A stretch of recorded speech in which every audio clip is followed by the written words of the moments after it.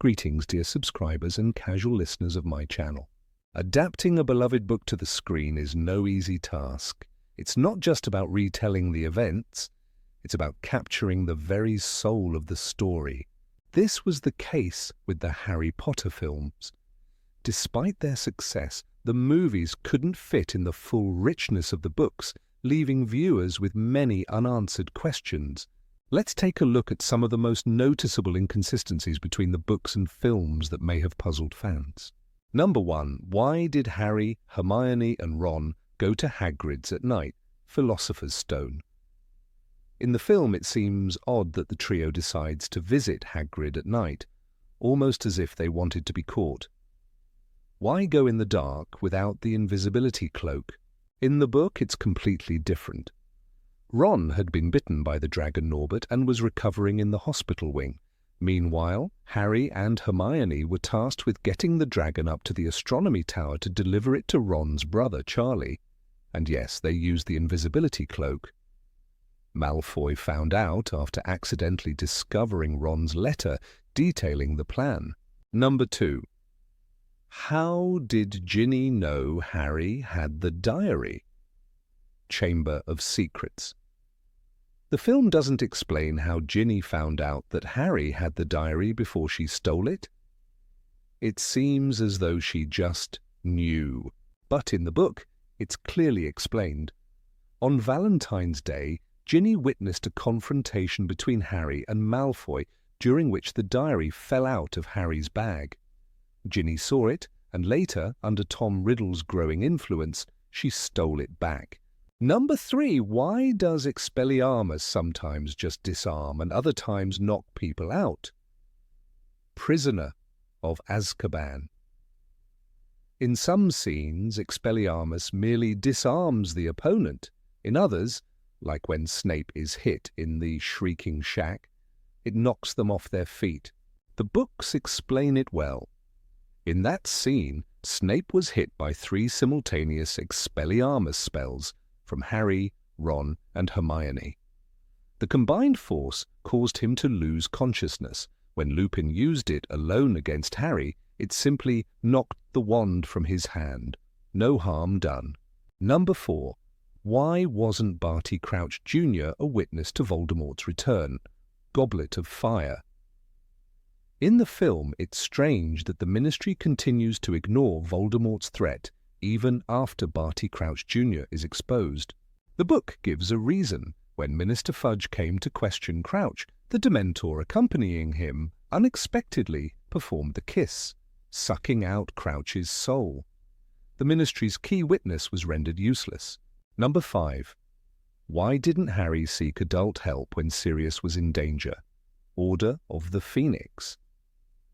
In the movie, Harry has a vision of Sirius being tortured and tries to warn Snape by calling him Padfoot. But the nickname had never been mentioned in the films, so viewers had no idea what Harry was trying to say. Then the teens rush off to the Ministry without checking if Sirius is truly missing. In the book, however, Harry uses the fireplace in Umbridge's office to check and finds that Sirius isn't at home. Kreacher, the house elf, lies to him, tricking Harry into believing Sirius was taken. Number 6. How did the Weasley twins afford their shop? Half-Blood Prince. Fred and George open a magnificent joke shop, but how? Their family was always portrayed as modest. The book, Goblet of Fire, explains. Harry won 1,000 galleons in the Triwizard Tournament, but felt he didn't deserve the money. He gave it to the twins so they could pursue their dream of opening a business. Number 7. Why did Dumbledore let himself be disarmed? Half-Blood Prince. In the film, Draco simply disarms Dumbledore, who stands frozen. It feels odd. But the book gives context. Dumbledore had just immobilized Harry, who was hidden under the invisibility cloak, making himself more vulnerable. He consciously chose not to defend himself, not wanting to hurt Draco, and was giving Snape the chance to carry out their secret plan. Number 8. Where did Harry get the Shard of Mirror? Deathly Hallows, Part 1, The mirror shard that helps save Harry and his friends appears out of nowhere in the film, but in the book, it's explained. Sirius gave Harry a two-way mirror so they could communicate. Harry never got to use it while Sirius was alive and afterward kept a piece as a keepsake, the very shard he later used for help. Number 9. Why Voldemort didn't feel the Horcruxes. Horcrux after Horcrux falls. The diary, the ring, the locket, the cup, the diadem, one by one destroyed. In the film, Voldemort twitches, screams, a burst of pain, then silence, but it's shallow, quick, almost meaningless. In the book, it's far more chilling. Voldemort doesn't feel them die, not really, not fully. He senses something, a flicker, a tremor, like a cold wind brushing past. But he doesn't know what it means. His soul is too damaged, too torn, split 7 times, shattered beyond recognition. He has mutilated his soul beyond repair, Dumbledore says. What's left inside Voldemort barely qualifies as human. He can't feel his Horcruxes because they aren't connected anymore. They're scraps, fragments, dead weight. When they're destroyed, he doesn't feel pain. He feels something worse, confusion, a creeping dread he can't name. It builds, slowly, quietly. After the cup is destroyed, Harry sees it. He knows, Harry whispers. He knows something's wrong. But Voldemort doesn't know what. He searches his hiding places, finds them empty. The panic begins. His mind races. The cave. The Gringotts' vault. The room of requirement. All gone. He starts to unravel. Not because he feels grief, but because he doesn't feel anything. That's what terrifies him. The silence inside. Number 10. How Neville got the sword. The castle burns. Screams echo through the halls. Death Eaters close in. And Neville Longbottom stands alone. His friends are wounded. His school is crumbling. Voldemort calls for surrender. Silence. Then Neville steps forward. "I'll join you when hell freezes over," he shouts, loud, clear. The crowd gasps. Voldemort stares, and Neville doesn't move. No fear, just fire in his eyes. He knows this could be his last moment. He speaks anyway. Voldemort sneers. He jams the sorting hat onto Neville's head. Flames burst around it. Smoke rises. Everyone watches. Then something glows. Deep inside the hat, cold steel, ancient magic, the sword of Godric Gryffindor. Neville grabs it. Fire vanishes. Sword in hand, light against darkness. In that second he becomes something else. Not a student, not a follower, a hero, a true Gryffindor. The film shows the swing. The kill. Nagini falls. Voldemort screams. But the why, it's lost. No one says why the sword appeared. Why Neville? Why now? But in the book, it's crystal clear. Only the brave can summon the sword, not just any bravery, true, selfless, wild courage, the kind that burns from the inside.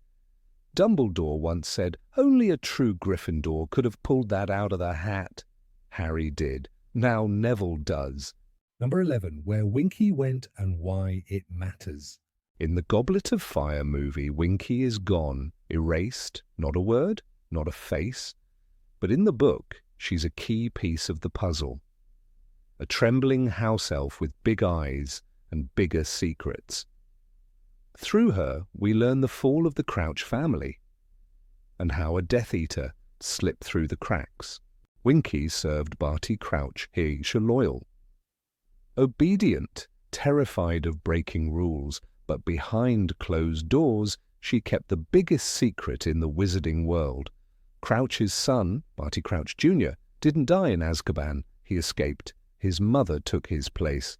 switched bodies with polyjuice potion. She died there in prison, silent, forgotten.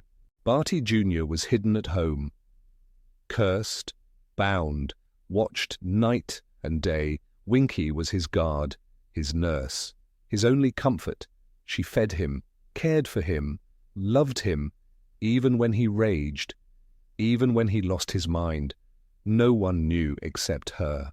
Then came the Quidditch World Cup.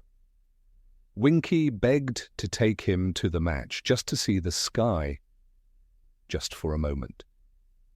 Crouch Sr. agreed. One moment of kindness, one fatal mistake. Barty Jr. broke loose, stole a wand, cast the dark mark. Winky was caught, wand in hand. No explanation. Crouch had to act fast. The secret was too dangerous. "You have failed me," he said. In front of everyone, he fired her. Right there. Winky collapsed. "Winky is a good elf," she cried. But no one listened. She was taken to Hogwarts. Dobby tried to help, but Winky didn't care. She drank butterbeer, cried, refused to work, still loyal, still broken. "Winky keeps her master's secrets," she whispered. Over and over, she knew the truth, but her heart wouldn't let her speak it. Number 12. What the Order of Merlin means for Lockhart. Gilderoy Lockhart bursts onto the scene in Chamber of Secrets like a glitter bomb. Bright smile, perfect teeth, and endless bragging. He name-drops his own books, his adventures, and, most of all, his awards. 5-time winner of Witch Weekly's Most Charming Smile Award, he beams. But one title stands out. Recipient of the Order of Merlin, 3rd class. To most film viewers, that means nothing, just another silly trophy. But in the books, the Order of Merlin is a big deal, huge. It's the wizarding world's highest honor. Think knighthood, royal medals, recognition for bravery, achievement, or outstanding service to magic. There are 3 classes. First class is for heroes, people like Albus Dumbledore. He got it for defeating Grindelwald. Second class goes to innovators. Magical breakthroughs. Third class, that's the lowest. Still an honor, but a softer one. Less for battle, more for charm. Lockhart uses that title like armor. He flashes it around, hoping no one asks questions. Because underneath the shiny smile is a fraud. Every story he tells is stolen, every book ghost-written from someone else's pain. He used memory charms to erase their minds, took credit, took glory, took the Merlin. When Harry and Ron confront him, the mask slips. They find him in his office, packing his trophies, including the Merlin Award. "You mean all those adventures were made up?" Ron asks. Lockhart doesn't flinch. "Not made up," he says. "I prefer the term dramatically reinterpreted." His Order of Merlin becomes a joke, a symbol of lies, a shiny badge pinned to a hollow man. The audience laughs. But in the book, it hits harder. This is what happens when fame matters more than truth, when the wizarding world stops asking how someone became a hero. Number 13. Why Pettigrew died differently in the book. In the movie, Peter Pettigrew dies fast. Blink and you miss it. He stumbles into the dungeon at Malfoy Manor, points his wand, a flash, a fall. No words, no weight, just another background death. But in the book, it's different. It's brutal and brilliant. Harry and Ron are chained, weak. Pettigrew walks in, cold, robotic. He's supposed to kill them. Voldemort's orders, no hesitation. But Harry speaks just one sentence. "You owe me, Wormtail." That stops everything. Pettigrew freezes, his wand shakes, because Harry is right. Years ago, in the Shrieking Shack, Harry saved his life. Stopped Sirius, stopped Lupin. Gave him mercy he didn't deserve. Now that mercy comes back. Pettigrew hesitates, just for a second. Something flickers in his eyes, a shadow of guilt, of memory, maybe even shame. And that's enough. The silver hand Voldemort gave him doesn't wait. It moves on its own. The hand was moving of its own accord, Rowling writes. Fingers closing, closing. It wraps around his throat, tightens, no scream, just gasping. His own hand strangles him. That was the plan. Voldemort gave him a gift, or day, but also a curse, a hand to serve, a hand to punish. Pettigrew's moment of doubt is all it takes. The magic sees it as betrayal, and betrayal is death. He dies not from a spell, not from an enemy, but from loyalty gone wrong, from fear, from weakness, from the thing he trusted most, Voldemort's reward. The hand he carried like armor becomes his executioner. The film skips all that. No silver hand, no final choice, no justice, just a quick cut. But in the book, Pettigrew's death is poetic, fitting, a traitor crushed by the tool of his own betrayal. It's quiet, ugly, perfect. He doesn't get a hero's death or a villain's glory, just a whisper, a twitch, a gasp, and then nothing. That's how cowards die, not with fire, but with silence. Number 14, why the Dursleys hated Harry. From the first page, the Dursleys hate Harry. They shove him in a cupboard, starve him, treat him like dirt. In the films, it looks simple. They're just mean, heartless, but that's only the surface. The real reason is hidden, buried deep in the past.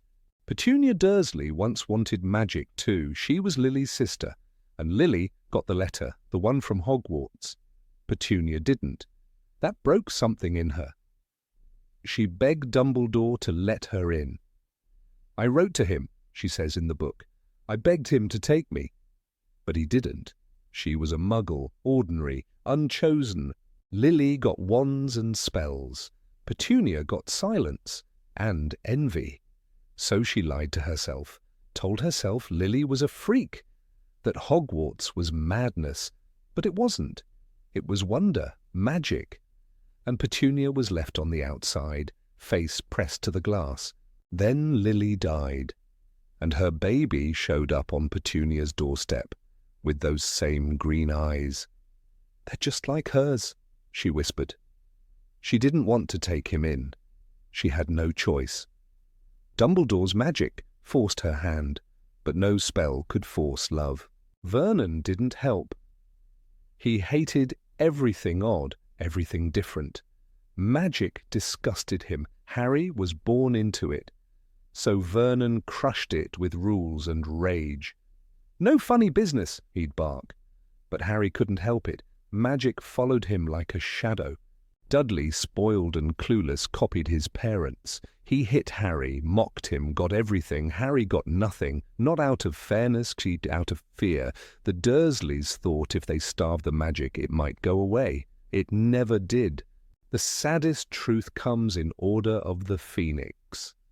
Dumbledore says it all, as she took you in, begrudgingly, furiously, unwillingly, bitterly.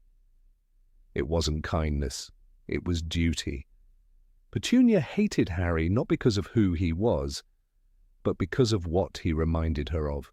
Number 15, how Sirius escaped Azkaban. In Prisoner of Azkaban, Sirius Black escapes Azkaban, the most feared prison in the wizarding world. Everyone says it's impossible, even Dumbledore admits it. He's the first to escape Azkaban, it's unheard of.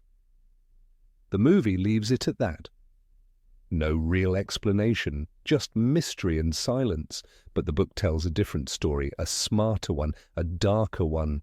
Sirius had a secret. He was an animagus. He could turn into a huge black dog, unregistered, illegal, hidden from the ministry. But this secret is what saved his life. The Dementors that guard Azkaban feed on human emotions, despair, fear, guilt. But animals feel less. They think simpler thoughts. They couldn't see me, Sirius tells Harry. They were confused, didn't know what to do. He stayed in dog form as much as he could, It dulled their power, made their grip on his mind weaker. He still felt cold, still heard screams, but he stayed himself. He didn't go mad, not like the others. He waited, he listened, and then he saw it. A newspaper clipping, a boy named Ron Weasley, and on his shoulder a rat. That rat was Peter Pettigrew, the real traitor, the man who betrayed James and Lily. Everyone thought he was dead, killed by Sirius, but no, he was alive, hiding in plain sight, pretending to be a pet. That changed everything. "I saw him," Sirius says. "He's at Hogwarts, with your friend." That was the spark. The moment Sirius stopped surviving and started planning. He didn't want revenge, he wanted justice, and to protect Harry. He waited for the right time, slipped into his dog form, his body thin from years of starvation, thin enough to squeeze between the bars. Then he jumped, fell, transformed mid-air, hit the water like a stone. Number 16. Why Voldemort chose Harry. Of all the questions that echo through the shadowy halls of the Harry Potter saga, few are as piercing and quietly unsettling as this. Why did Voldemort choose Harry Potter and not Neville Longbottom? In Order of the Phoenix, the film brushes past the prophecy with the casual elegance of a passing ghost. It whispers the words, hints at a destiny, but never quite explores the pivotal choice that shaped the war between good and evil. It was a choice not made by fate, but by the Dark Lord himself. And in that choice he unwittingly forged the boy who would become his downfall. In the book we see the full weight of the prophecy spoken in a trance by the often mocked divination professor Sybil Trelawney. It is Dumbledore who reveals its words to Harry, speaking in quiet, grave tones. The one with the power to vanquish the Dark Lord approaches, born to those who have thrice defied him, born as the 7th month dies.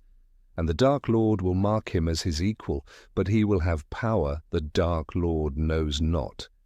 This isn't just a poetic warning. It's a fork in the road of destiny, and two boys stood at that fork. Both Harry and Neville were born in July. Both had parents who were members of the Order of the Phoenix. Both sets of parents had defied Voldemort 3 times. Both children could have been the subject of the prophecy. But Voldemort chose. And in that choice the path of history was irreversibly carved. He chose the boy who was half-blood like himself, Dumbledore explains, and so he gave him the power to destroy him. This detail, overlooked in the film, holds incredible weight. Voldemort, born Tom Riddle, was a half-blood. His father was a Muggle, his mother a witch. He despised the Muggle blood in his veins and sought to purge the wizarding world of all who shared it. Yet in an act of supreme irony, he chose to attack the half-blood child over the pure-blood Neville Longbottom. It wasn't a calculated decision, not based on the child's power or proven skill. It was a choice based on blood, heritage, and fear. He feared the unknown. The prophecy spoke of a child with the power to defeat him, but did not say who. Voldemort didn't know. He only suspected. And in that suspicion he marked Harry. Not only physically with the infamous lightning bolt scar, but metaphysically he poured part of himself into the boy, unknowingly creating a living Horcrux. This act, this attempt at murder, twisted the very prophecy he sought to control. Dumbledore was right when he said, "It was he who gave you the scar. It was he, too, who made you what you are." Neville, in another world, could have been the chosen one. That thought lingers like fog. In the silence between battles, between pages, between scenes of war, there is always that whisper. What if? Neville's parents, Alice and Frank Longbottom, were tortured into madness by Bellatrix Lestrange. He grew up without them, raised by his formidable grandmother. He lacked confidence, stammered, stumbled, but in the final battle at Hogwarts, He rose with the courage of a lion and slew Nagini, the last Horcrux, a hero not by fate but by heart. Still, it was Harry whom Voldemort chose. It was Harry whom he believed to be the greatest threat. Why? The answer lies not in Harry's magical ability. At age 1, he had none, but in Voldemort's reflection. He saw himself in Harry, a boy from a half-blood union, a child raised without parents, a child destined to grow in the shadows of pain. Perhaps Voldemort believed that such a boy would possess ambition, power, or perhaps he simply wished to eradicate the echo of his own humanity. But in trying to kill that echo, he preserved it. That is the irony that haunts the story. Voldemort, the master of death, the manipulator of fate, attempted to avoid a future in which he would fall. In doing so, he stepped directly into it. It is our choices, Harry, that show what we truly are, Dumbledore once said. Voldemort's choice revealed his fear of power he couldn't understand, love. Love is the power Voldemort knew not, and it was love that protected Harry. Lily Potter's final act, her willing sacrifice, cast a magic older than spells and curses. Voldemort's killing curse rebounded, his body destroyed, his soul ripped. A piece of that soul latched on to the only living thing in the room, Harry. And so, in his arrogance, Voldemort gave the boy not just a scar, but a piece of himself. If Voldemort had chosen Neville, the story would have changed. There would have been no Horcrux in Harry, no scar that burned when danger approached. Would Neville's parents have died? Would he have been marked as the Dark Lord's equal? We can never know, but the question itself deepens the tragedy. Harry's entire childhood, marked by death and isolation, was the consequence of a choice made by a man who believed in fate and tried to bend it. There is something deeply poetic about the way fate punished Voldemort. He believed he could outsmart a prophecy. He believed in power, not emotion. He killed, tortured, manipulated, but failed to understand the simple truth. It was not magic that made Harry special. It was not prophecy. It was love, resilience, and the refusal to be like Voldemort. And yet, Voldemort couldn't see it. Even at the end, as he stood in the Great Hall, wand in hand, face twisted by hatred, he still believed he could win. He called Harry the boy who lived, but a mockery. He couldn't grasp that it was precisely that life, that choice to keep living, to keep fighting, that made Harry powerful. It wasn't prophecy, it was persistence. When Harry finally defeats Voldemort in the final battle, it's not because of superior spellwork. It's not because he was born under a lucky star. It's because Voldemort, in all his cleverness, chose his own downfall. He chose Harry, he chose wrong, and the universe or fate or love itself made him pay. Number 17, How the Half-Blood Prince was Revealed. Harry gripped the tattered, potion-stained book like it was the most precious thing in the world. It had no flashy cover, no name engraved in gold, just ink, faded over time, and scribbles in the margins. Notes so clever, so effective, they turned Harry into a potions prodigy almost overnight. Yet the book bore a single title scrawled inside the front cover, Property of the Half-Blood Prince. That name haunted him, teased him. Who was this prince? A genius, clearly, but also someone dangerous. He remembered the first spell he learned from the book, Sectum Sempra. For enemies, the margin had noted. It sounded cool, powerful, useful. Harry hadn't hesitated to try it, not really understanding its true nature. But the moment he saw Draco Malfoy, blood gushing from invisible wounds, screaming on the floor of the bathroom, Harry understood.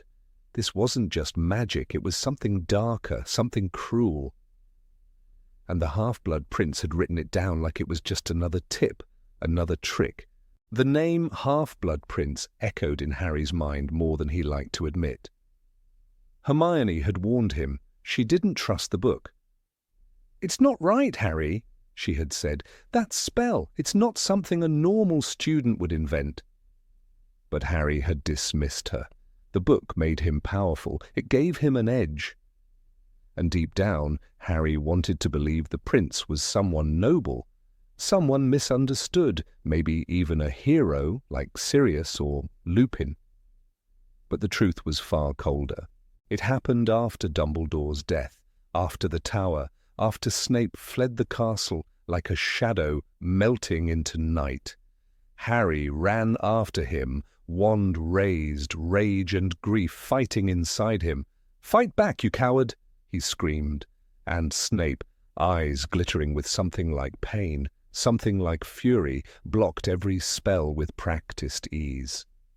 Harry reached into the depths of his mind, shouted the incantation that had spilled Draco's blood. "Sectum Sempra!" Snape caught the spell mid-air with an angry flick of his wand and turned on him. "You dare use my own spells against me, Potter?" he snarled. Harry froze. "Yes," Snape hissed. "I am the Half-Blood Prince." Those words shattered the illusion. They didn't answer everything. If anything, they raised more questions. Snape? The sarcastic, cold, biting professor, the man who tormented him for years, the same man who had just murdered Dumbledore? He had written the notes Harry had relied on all year. He had invented that terrible spell. The revelation turned Harry's thoughts into a whirlwind. He couldn't reconcile the brilliant mind behind the book with the bitter man he knew. And yet the truth was irrefutable. Slowly, painfully, he began piecing it together. Hermione, as always, helped him make sense of it. She had found a clue. "I looked up his mother," she told him. "Eileen Prince. She was a witch. She even played gobstones at Hogwarts. That's where the prince comes from." Harry stared. "And his father?" "Was a muggle," Hermione said. "His name was Tobias Snape. That makes him a half-blood. And that's why he called himself the Half-Blood Prince." The simplicity of it stunned Harry. All that mystery, all that power, boiled down to a teenager trying to define himself. Severus Snape, half-wizard, half-muggle, a boy torn between two worlds. The name wasn't about arrogance, it was about identity. Snape had clung to his mother's name, Prince, as if it were a shield. Harry thought of his own father, James, pureblood, confident, admired. Snape had none of that. He had bitterness, isolation, a muggle father he despised, and a witch mother whose name he made into a title, Prince. It sounded regal. It gave him something to be proud of. In The Half-Blood Prince, Rowling leaves subtle breadcrumbs long before the revelation. In one chapter, when Snape mocks Harry for being average at potions, there's a strange sense of irony because, unknowingly, Harry had been learning from Snape all along. Even the spells, the corrections, the alternative brewing methods, those were fragments of the younger Snape, a boy who found solace in books and mastery in magic. The margins of the potions book weren't just annotations, they were a portrait of Severus Snape as a young man. Each scribbled note revealed his genius. Each crossed-out instruction defied the system. And in that silent rebellion, Harry now saw the same pain, the same fury he'd seen in Snape's eyes his entire life. Not just hatred for James Potter, but hatred for the world that had given him nothing but scorn. The pseudonym also pointed to something else: Snape's loneliness. No one had known who the Half-Blood Prince was. He had created an identity separate from the boy who grew up in Spinner's End, away from the cruelty of his muggle father, away from the shame of poverty. In his mind, he was a prince of magic, a master of spells, someone to be feared and admired. And yet, Harry couldn't help but shudder at the contradiction. This was the same man who had saved his life countless times. And now he was also the one who had murdered the only person Harry ever looked up to as a true protector. The same man who had invented spells to protect himself in dark alleys and spells to destroy anyone who threatened him. There's a chilling symmetry in the way the story comes full circle. The half-blood prince gave Harry the weapon, Sectum Sempra. But it also gave him the truth. Snape was neither monster nor saint. He was both. And that duality lived in every line of his notes, every sharp instruction, every precise correction in the margins of that old book. Harry thought back to one night when he'd used the prince's tip to perfectly brew a draught of living death. Slughorn had praised him in front of the whole class. Hermione had sulked. Ron had cheered. But Snape had looked at him with narrowed eyes later, in silence.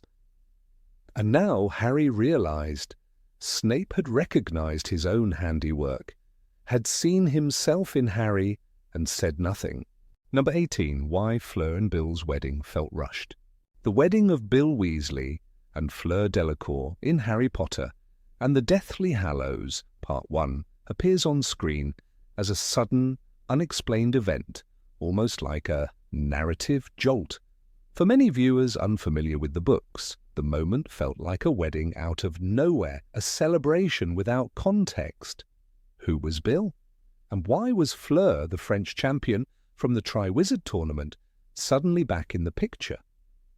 The film introduces their union without laying the emotional or narrative foundation, leaving audiences puzzled. But in J.K. Rowling's books, the relationship is not only developed over time, but becomes a deeply emotional subplot that reflects loyalty, courage, and the breaking of prejudices. Bill Weasley, the eldest of the Weasley siblings, had always been something of a mysterious figure in the films, mentioned perhaps, but never seen. In the books, however, he was introduced as a cool older brother with a fang earring, dragon skin boots, and a job with Gringotts Bank in Egypt. His charisma, intelligence, and laid-back demeanor made him stand out among the Weasleys.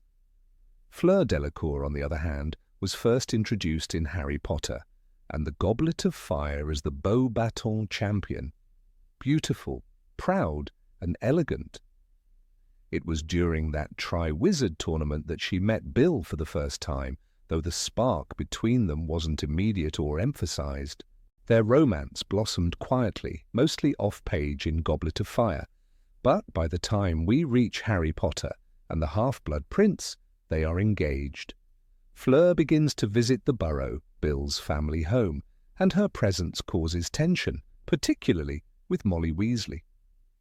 The matriarch disapproves of Fleur, considering her vain, shallow, and incompatible with the family's down-to-earth values. "She is not right for Bill," Molly says, making no secret of her doubts. Even Ginny and Hermione join in the criticism, mocking Fleur behind her back and referring to her as phlegm. But it was a single event that changed everything: the attack on Bill by Fenrir Greyback, the vicious werewolf. During the Battle of the Astronomy Tower, Greyback slashes Bill's face, leaving him disfigured and forever changed. The assumption by everyone, especially Molly, is that Fleur will now leave him. After all, her love had been dismissed as shallow, perhaps only drawn to Bill for his looks and charm. But Fleur shatters those assumptions in a single, fierce declaration. "You thought I would not wish to marry him? Or perhaps you think Bill will not wish to marry me now he is no longer handsome, because he is not pretty any more. You think I will not love him?" Fleur's voice trembled not with sadness, but with fury. In that moment, she reveals the depth of her love, unshaken, undiminished, and resolute. "I am good-looking enough for both of us, I think," she says with defiance, silencing everyone. It was a turning point. From that moment, Molly Weasley begins to accept her. She offers Fleur her own goblin-made tiara to wear at the wedding. What had once been a relationship marked by disapproval becomes one of acceptance and mutual respect. In the books, this emotional progression is vital. The reader is given the space to witness how love can overcome prejudice, how strength is not always about spells and duels, but about loyalty in the face of pain. In the film, however, none of this is present. Bill Weasley is introduced for the first time during the scene at Shell Cottage after the wedding. There's a throwaway line where he mentions being bitten by a werewolf. "I'm Bill, by the way, Bill Weasley. I was attacked by Greyback." It's an awkward moment, as if the film is trying to explain away a backstory in 10 seconds. There is no depiction of the attack, no development of his relationship with Fleur, and certainly no showdown with Molly Weasley's prejudice. This omission robs the wedding of its emotional weight. In the book, the event is more than a celebration. It's a symbol. The union of Bill and Fleur takes place in the shadow of war, a rare moment of joy before the descent into darkness. The reader sees the characters dressed in their finest, laughter ringing out, and for a moment, everything feels almost normal. Victor Crumb is there, Auntie Muriel complains about everything, and the tent is decorated with golden bells. It's a magical scene made all the more poignant by what it represents. Love enduring amid chaos. J.K. Rowling paints this moment with tenderness. It was a glorious morning. The grounds of the burrow were transformed into a wedding paradise, she writes. Yet tension lingers just below the surface. Kingsley Shacklebolt's Patronus crashes the party with grave news. The ministry has fallen, and the Death Eaters are coming. The wedding, like a brief candle in the storm, is snuffed out in panic and disarray. But even this descent into fear only serves to highlight the beauty of what was just lost. The decision to marry early in the face of war is a deeply human one. In the books, Bill and Fleur are not rushing into marriage blindly. They are choosing to embrace life even as the darkness grows. Their relationship is not about fairy tale romance, but about resilience. Bill, maimed and scarred, remains strong in spirit. Fleur, often judged for her beauty, proves that her loyalty is deeper than anyone suspected. Theirs is a love forged in fire. The films, constrained by time and narrative focus, had to make cuts. But the exclusion of Bill and Fleur's arc is not just a missing subplot. It is a missed opportunity to deepen the emotional tapestry of the story. When audiences see their wedding without context, it feels hollow, unexplained. They don't see Fleur refusing to abandon Bill. They don't witness the family slowly embracing her. They don't feel the triumph of love over assumptions. Fleur's transformation is particularly striking. In Goblet of Fire, she is haughty and prideful, seeming to care more about appearances than anything else. But by the time of her wedding, she has shown strength, grace, and fierce devotion. Rowling allows her to evolve. The reader sees that Fleur's pride is not vanity, it is dignity. She refuses to be diminished or pitied. "I am strong enough for both of us," her actions seem to say. Number 19. Why Harry's green eyes matter. It was in the very first book, Harry Potter and the Philosopher's Stone, that readers were introduced to a scrawny, lightning-scarred boy with vivid green eyes behind round glasses. "You've got your mother's eyes," said nearly every adult who met him. From Hagrid's first appearance on the hut on the rock to Snape's final breath, this phrase echoed like a spell that tethered Harry not only to his past, but to the core magic that defined his survival. Yet when the world finally saw Harry on the big screen in 2001, the boy had blue eyes. Daniel Radcliffe's eyes were striking, to be sure, but they weren't green. This detail, seemingly small, became a point of endless discussion among dedicated fans. But his mother's eyes, they'd argue, flipping through the pages where green was mentioned over and over. In Rowling's books, this was not just a cosmetic trait, it was symbolically loaded, thematically charged, and emotionally crucial. The choice to abandon it in the films created a quiet but profound rift between book and screen.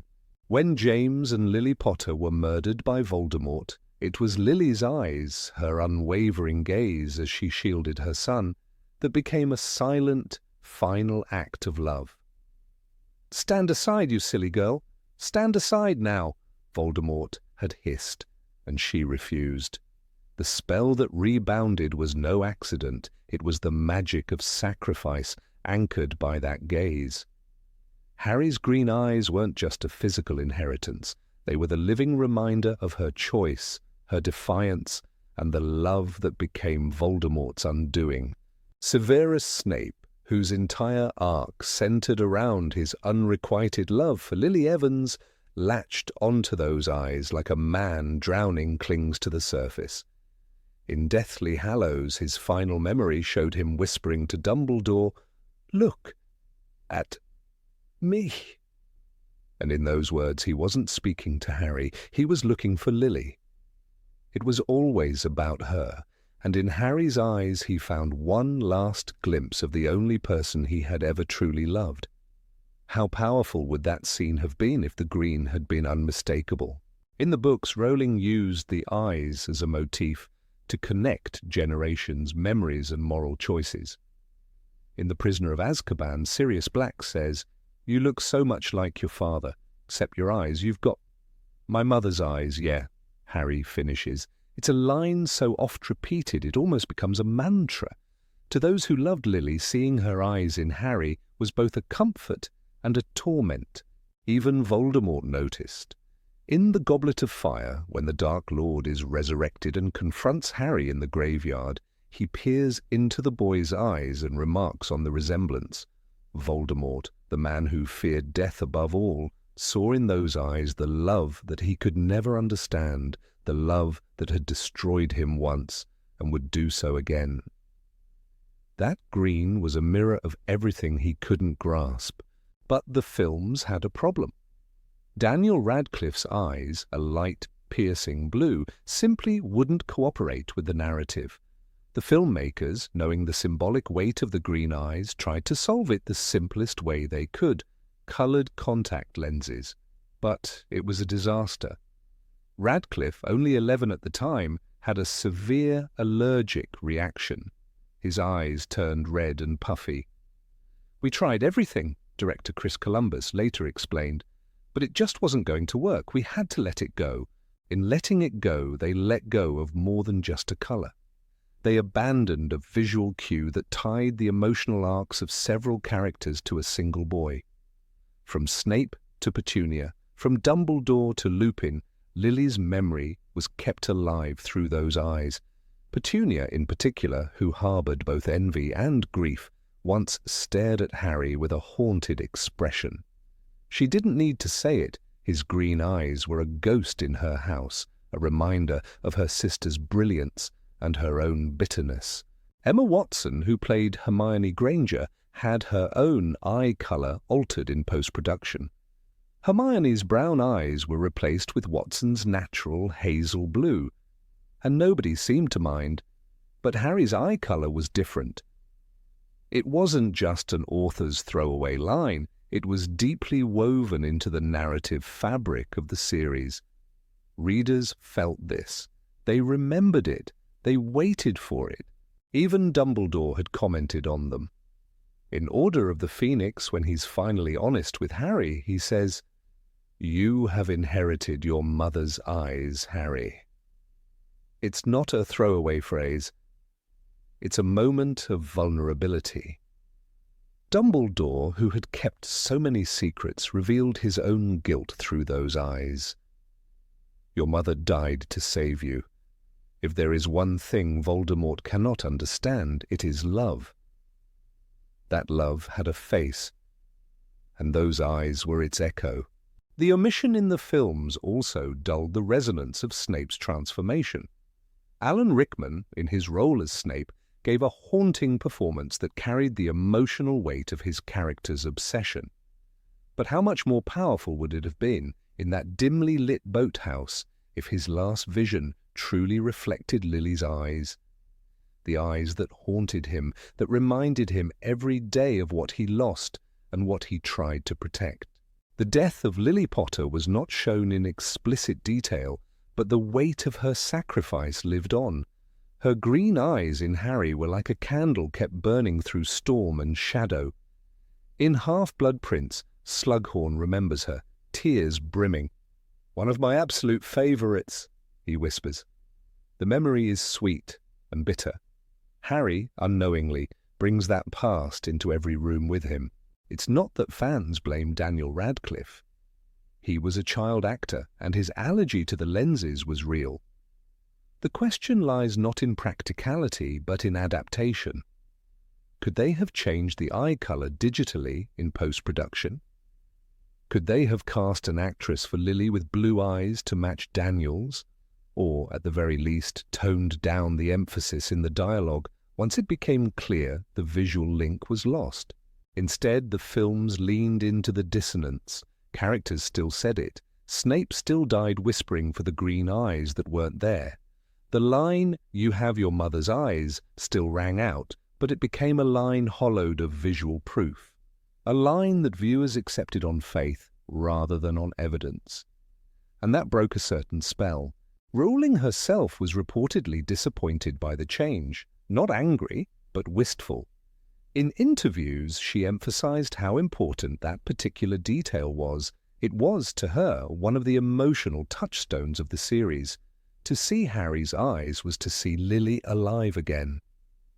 And not just for Snape. For everyone, for the readers, for us. There is a scene in The Order of the Phoenix at the Department of Mysteries where Harry is possessed by Voldemort.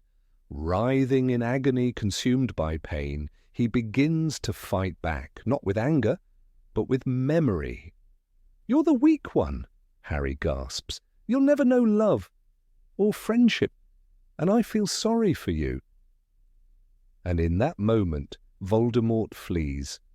What drove him out wasn't magic. It was the memory of love, love that Harry inherited through those green eyes.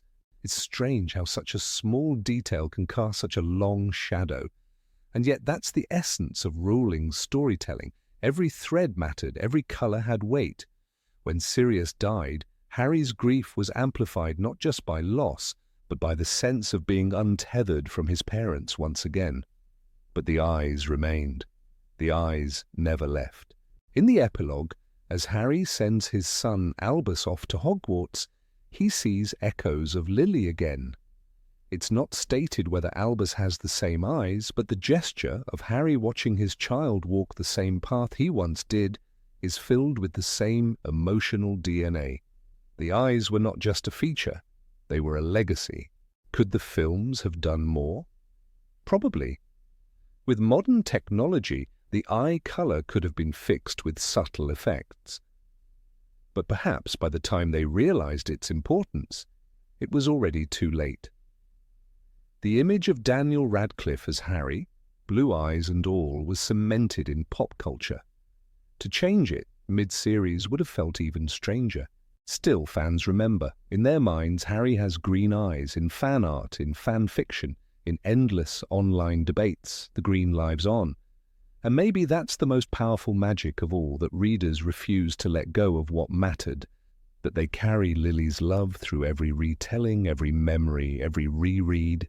Because in the end, it wasn't about colour, it was about connection. Harry's eyes were the window through which the past lived again. They were the mirror that showed us sacrifice, love, and the unbreakable thread of memory. And though the films may have dimmed that light, the books kept it burning. Number 20. Why Hermione erased her parents' memories. In the quiet, flickering glow of a suburban living room, Hermione Granger stood behind the sofa, wand clenched tightly in her hand. Her breath trembled. Her parents, Wendell and Monica Wilkins, though just moments ago they were known as Mr. and Mrs. Granger, sat peacefully, smiling, unaware that their daughter was about to vanish from their lives.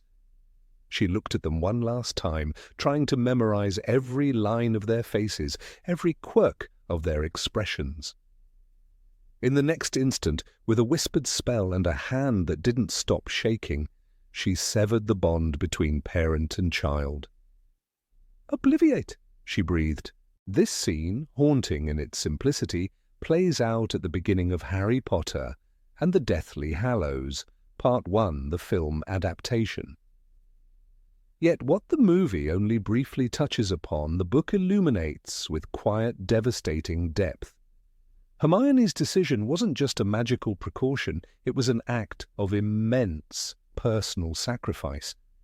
She wasn't simply removing herself from her parents' memory to keep them safe. She was rewriting their lives, planting in their minds a new history that would send them thousands of miles away. As she says in the book, "I've also modified my parents' memories so that they're convinced they're really called Wendell and Monica Wilkins, and that their life's ambition is to move to Australia, which they have now done."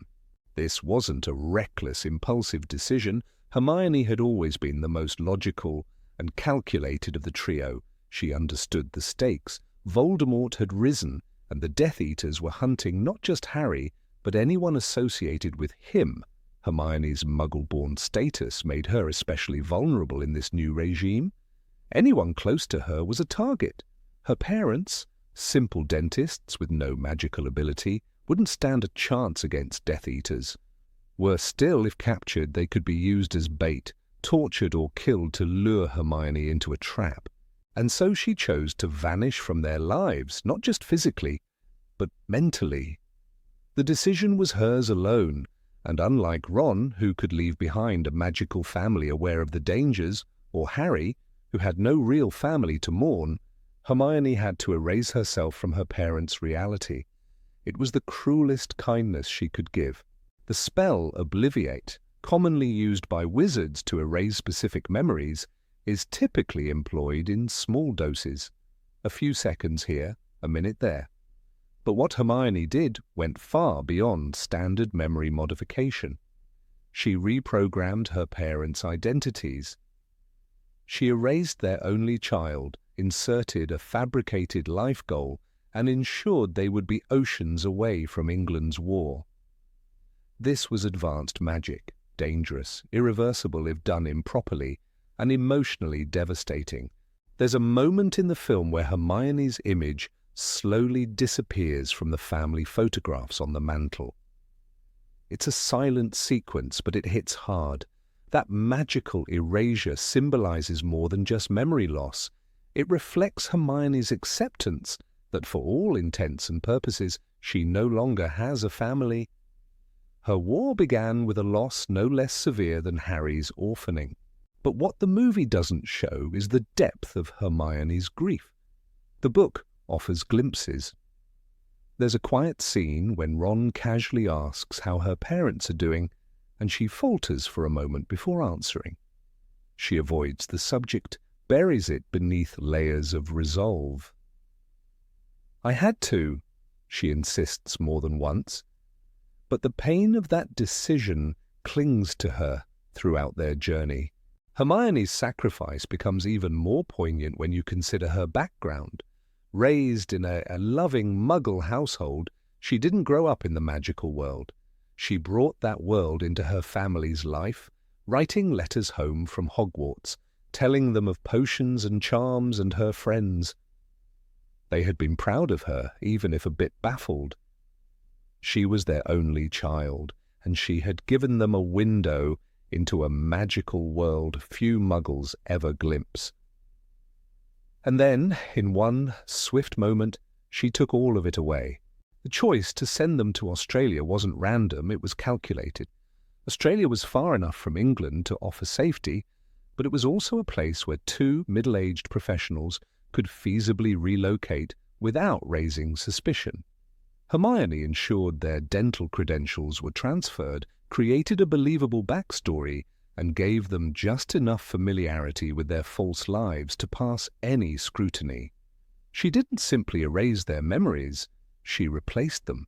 Ron, who had grown up with magic all around him, struggled to understand the magnitude of Hermione's decision.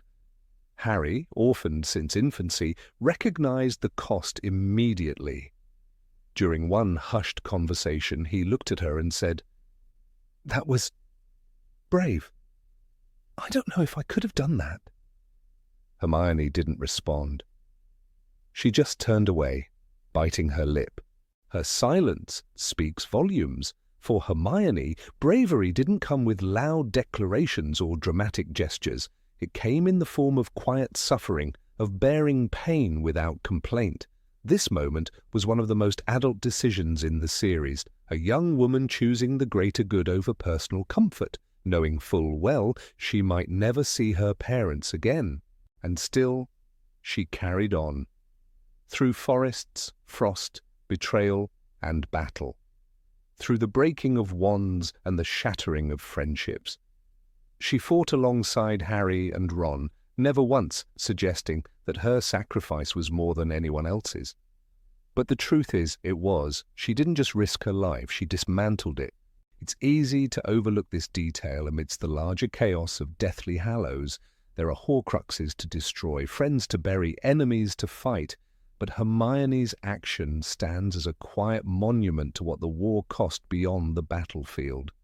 She didn't wield a sword or duel in the Great Hall that day, but she gave something just as vital. Even the mechanics of the spell are fascinating. Memory modification, especially at this scale, borders on mind magic, a discipline few witches and wizards ever master. It demands not only power, but precision and emotional control. A mistake could cause irreparable harm, mental instability, identity fractures, even death.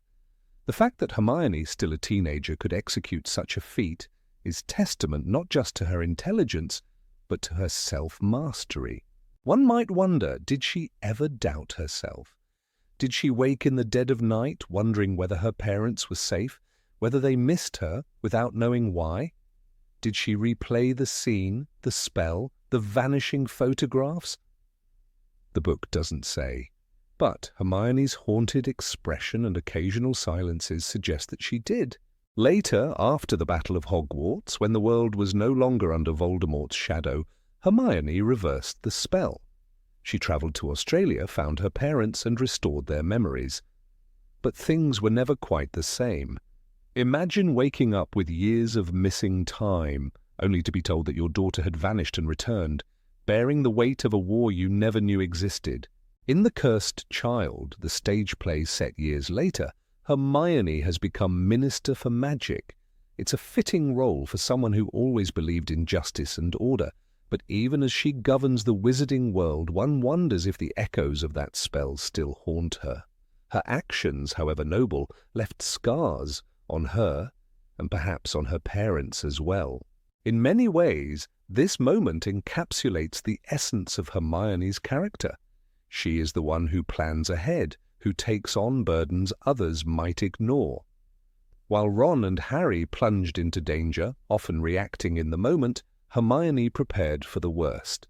She knew that fighting Voldemort meant erasing comfort, erasing safety, even erasing love. What makes this sacrifice particularly heart-wrenching is that it was invisible. There were no medals, no public recognition, no grand farewell. Only Hermione, her wand, and a living room full of memories about to disappear. The pain was private, the bravery unacknowledged. The contrast between the book and the film lies in this nuance. While the movie shows a quiet montage, the book gives voice to the immense internal struggle Hermione faced.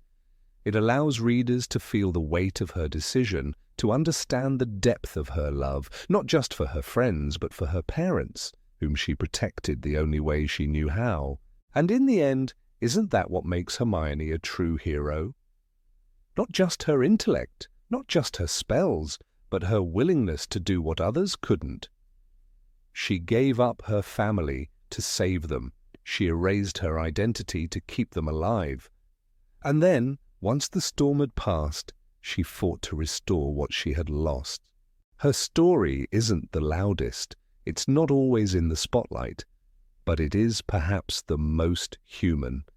In a world of magic and monsters, it is Hermione's quiet courage that resonates the most. a daughter who loved so fiercely that she was willing to become a stranger in her parents' eyes for their sake. And when we remember the war against Voldemort, let us not forget that victory was built not just on wand work and duels, but on silent sacrifices, on a young witch whispering obliviate through her tears and walking away from the people she loved most. Number 21, how Fred Weasley really died. Fred Weasley's death is one of the most devastating moments in the final chapter of the Harry Potter saga. Yet in the film Harry Potter and the Deathly Hallows, Part 2, this moment is fleeting, a brief cut to a motionless body, and then gone. For many viewers it was easy to miss or dismiss. There is no clear image of the battle that led to his demise, no last words, no detailed confrontation, but the book tells a far more vivid, painful, and emotionally charged story. Fred's death was not just a casualty of war. It was a deeply symbolic loss that marked a pivotal emotional point in the Battle of Hogwarts. In the novel, Fred Weasley dies in the midst of laughter. It is a harrowing juxtaposition, joy interrupted by death, comedy swallowed by tragedy. J.K. Rowling describes the moment with chilling clarity. "And that's the last time you'll ever say that," shouted a Death Eater, and a bang and a burst of light, and Fred was falling, and the world around him was gone. He dies during a moment of reconciliation and unity, standing shoulder to shoulder with his estranged brother, Percy. For the first time in years, the two are fighting on the same side, having finally mended the rift that Percy's ambition had opened between him and the rest of the family. It is in that moment of healing that death strikes, making the loss even more excruciating. The Weasley twins, Fred and George, were never meant to be seen apart. Their identities were so deeply intertwined that readers often had trouble remembering who was who. They finished each other's sentences, invented jokes in tandem, and built a business from the ground up as a single unit. To lose one was to tear the other in half. Fred was the bolder one, the louder of the two, often taking the lead in their mischief. George, while equally funny, had a slightly more grounded edge. Together they were unstoppable. In the film, none of this is explored. Fred's body is simply found, lying silently in the Great Hall. There is no scene of his final moments, no dramatic confrontation, no sense of who took his life. But the book offers more. Fred's final moments happen as he is battling in the corridors of Hogwarts, defending his home alongside Percy, Harry, and others. Percy has just rejoined the family after years of estrangement, and he and Fred are fighting side by side against Death Eaters. Percy even cracks a joke, a rare moment of levity from the usually uptight brother, and Fred laughs. It is mid-laughter that the curse hits. It is never revealed exactly which Death Eater cast the spell or what curse was used. This uncertainty adds to the chaotic, senseless nature of war. There's no honor in his death, no final duel. It is sudden and merciless, like so many real deaths in battle. What makes this moment especially powerful is that it happens in front of Percy. Percy, who had abandoned the family in favor of the Ministry of Magic, had finally returned to them. He had chosen love over ambition, truth over power. He had just begun to laugh with his brothers again, to feel like one of them, when Fred was taken from him. Rowling writes, "Fred's eyes stared without seeing, the ghost of his last laugh still etched upon his face." The image is unbearable. It freezes the moment, trapping Fred in the echo of his final joy. George's reaction is barely touched upon in the book, but it reverberates throughout the aftermath. It is difficult to imagine a greater punishment for a twin than to lose his other half. George loses more than a brother that night. He loses the mirror to his soul, the other voice in his head, the person who completed every sentence he started. Later, it is said that George can never produce a Patronus again after Fred's death, a detail Rowling revealed outside the text, because all his happiest memories included Fred. The film stripped away this emotional weight. By minimizing Fred's death to a simple, wordless visual, they robbed the story of one of its most powerful moments. The book shows us the cost of war not in numbers or statistics, but in laughter cut short, in families torn apart mid-reunion. It is a quiet tragedy that hits harder than any grand cinematic death scene. Fred does not get a heroic last stand nor a noble sacrifice. He dies while laughing at a joke. And that is what makes it so human. The symbolism of Fred's death is multifaceted. He dies defending Hogwarts, the place where he made his first jokes, pulled his first pranks, fell in love with magic. He dies beside the brother who had betrayed and then returned to him. He dies in a moment of unity, of healing. It is as if the universe could not allow the Weasley family to be whole again, as if reconciliation came at the ultimate price. Percy, who had missed years of their lives, is punished with the memory of Fred's death at his side. Even the setting of his death is significant. Fred dies in one of Hogwarts' corridors, not a battlefield, not the Forbidden Forest, but within the school's very heart. Hogwarts, which had been their playground and their sanctuary, becomes a graveyard. It reminds readers that no place is safe in war. The laughter that once echoed through those halls is replaced with silence, blood, and the weight of loss. It's important to understand that Fred's death, while sudden, was not meaningless. It shattered the illusion that beloved characters were untouchable. Until that moment, readers had seen losses, yes, Cedric, Sirius, Dumbledore, even Hedwig and Dobby. But Fred was different. He represented joy, resilience, and mischief, the spirit of youth itself. To kill him was to declare that no one, not even the Lightbringers, were immune to the darkness. What also deepens the impact is how the characters move forward, or fail to. In later years, George continues the joke shop, Weasley's Wizard Wheezes, alone. In an interview, Rowling stated that George eventually married Angelina Johnson, who had once dated Fred, and that they named their son Fred Secco. But it is impossible not to feel the ghost of the original Fred in every step George takes. The silence where his voice once was, the ideas that never came because he was not there to think them up, the laugh that no longer echoed. The film, by glossing over Fred's death, missed a chance to show the cost of war through the eyes of a family we had grown to love. It showed the aftermath, but not the impact. In the book, Molly Weasley's scream when she sees her son's body is one of the rawest moments. Percy refusing to leave Fred's side, cradling him like a child, is heartbreak in motion. These are the images that linger, not special effects but grief, silence, and love.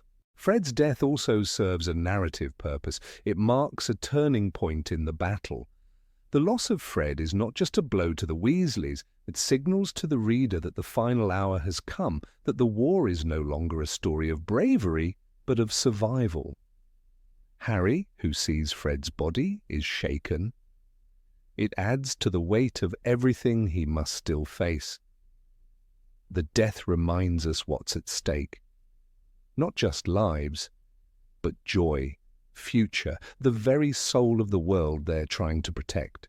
It is also a mirror. Earlier in the series, we laughed with Fred and George as they escaped Hogwarts, fireworks blazing, taunting Umbridge. That scene is pure freedom. In contrast, Fred's death is a cold reminder that freedom has a cost. The pranksters who once made the world brighter are not invincible. Their laughter is not eternal, and perhaps that is why it hits so hard, because when Fred dies, it feels like the death of innocence. There's a line in the book that echoes with tragedy. The air exploded, they were all thrown backwards. Fred was gone. No warning. no time to react. Just gone. In war, that's often how death comes. Not in slow motion, not with epic music, but in a blink. It's a cruel contrast to the care Rowling usually gives to death scenes. But maybe that was the point. Fred's death isn't neat. It's real. The decision not to name the Death Eater who cast the fatal curse is also telling. This is not about revenge. Fred's death is not a plot device for vengeance, but a depiction of senseless loss. It does not become a quest. It becomes a scar, one that never heals, just becomes part of the skin. It stays with Percy. It haunts George. And it reminds the reader that not every story gets an ending. Fred's life was about making people laugh, making them think, challenging rules with wit and a wink. To have that light extinguished so suddenly is devastating, but it also reinforces the values he stood for. Even in death, Fred remains a symbol of courage, humour, and heart. And though the films reduced him to a background tragedy, the books ensured that he would not be forgotten. In the end, Fred Weasley died as he lived, beside his family, fighting for what he believed in and smiling. His death was not heroic in the traditional sense. He did not fall in a blaze of glory or sacrifice himself for another. But in many ways, his death was the most human of all, unexpected, painful, and unfair. And that is why we remember him, because he made us laugh, and then he made us cry, and in between he made us believe that joy could exist, even in the darkest of times. Number 22. Why Dementors attacked in the Muggle world. In the sticky summer haze of Privet Drive, something was terribly wrong. The sky had dimmed unnaturally, and the air itself seemed to curdle, heavy and still. Harry Potter, already an outcast in both the Wizarding and Muggle worlds, found himself once again at the heart of something no one could quite explain, or worse, something no one wanted to explain. The attack of the Dementors on Harry and his cousin Dudley in the alley of Little Whinging was not just strange, it was political, and it was personal. The films gloss over this event quickly, treating it as another magical mishap, another moment where Harry was simply in the wrong place at the wrong time. But the book, Harry Potter and the Order of the Phoenix, reveals a much more sinister layer to this ambush. These were not rogue Dementors wandering aimlessly out of Azkaban. They were sent with purpose, sent with malice.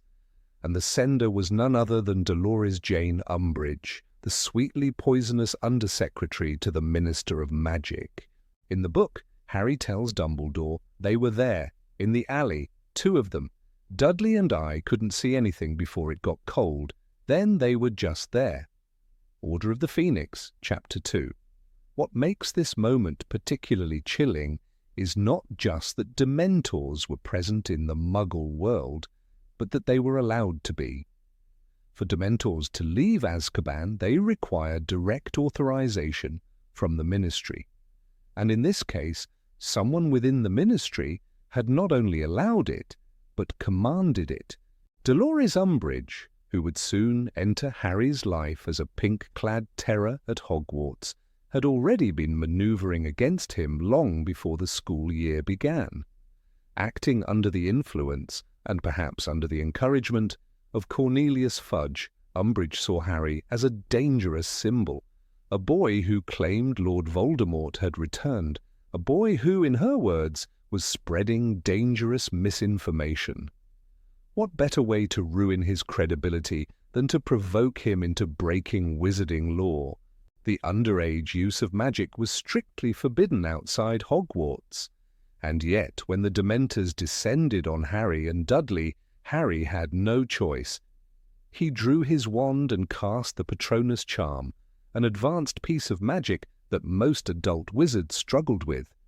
"Expecto Patronum!" he shouted, and from the end of his wand burst a silver stag, brilliant and shimmering, scattering the darkness as it charged the Dementors back into nothingness. But that spell, that act of magic, was precisely what they had wanted him to do. Within hours, Harry received a notice from the Ministry. He was to be expelled from Hogwarts and would face a disciplinary hearing at the Ministry itself. The trap had been laid, and Harry had walked directly into it. What the films fail to show is the intentional nature of this attack. In the book, Arabella Figg, Harry's squib neighbour, long planted by Dumbledore to watch over him, testifies to seeing the Dementors with her own eyes. "Of course I saw them," she snaps at a disbelieving Ministry. "I'm not blind, you know." Her presence helps confirm Harry's account, but the Ministry continues to resist the obvious truth. They didn't want Harry to be right. They didn't want Voldemort to be back. Umbridge later admits her role in the incident with a terrifying casualness. "Yes, I sent them," she tells Harry, her toad-like smile never quite reaching her eyes. "Didn't expect you to be able to produce a Patronus, though. That was a bit of a surprise." Order of the Phoenix, Chapter 32. This moment is breathtaking in its audacity. Umbridge, a Ministry official, openly confesses to using dark creatures to attack a child, all in a political game, to discredit him. To understand the full weight of this event, one must also understand who the Dementors are. They are not merely monsters, they are the prison guards of Azkaban, the Ministry's own tools of fear and punishment. By sending them into Little Whinging, Umbridge did not just endanger Harry, she violated a fundamental boundary between the magical and non-magical worlds. Muggles like Dudley had no way of defending themselves. Dudley's encounter left him cold, dazed, broken. He had seen nothing but felt everything, the emptiness, the despair, the loss of all hope, and for that he would never be quite the same. The Ministry's reaction to Harry's use of magic is hypocritical at best and criminal at worst.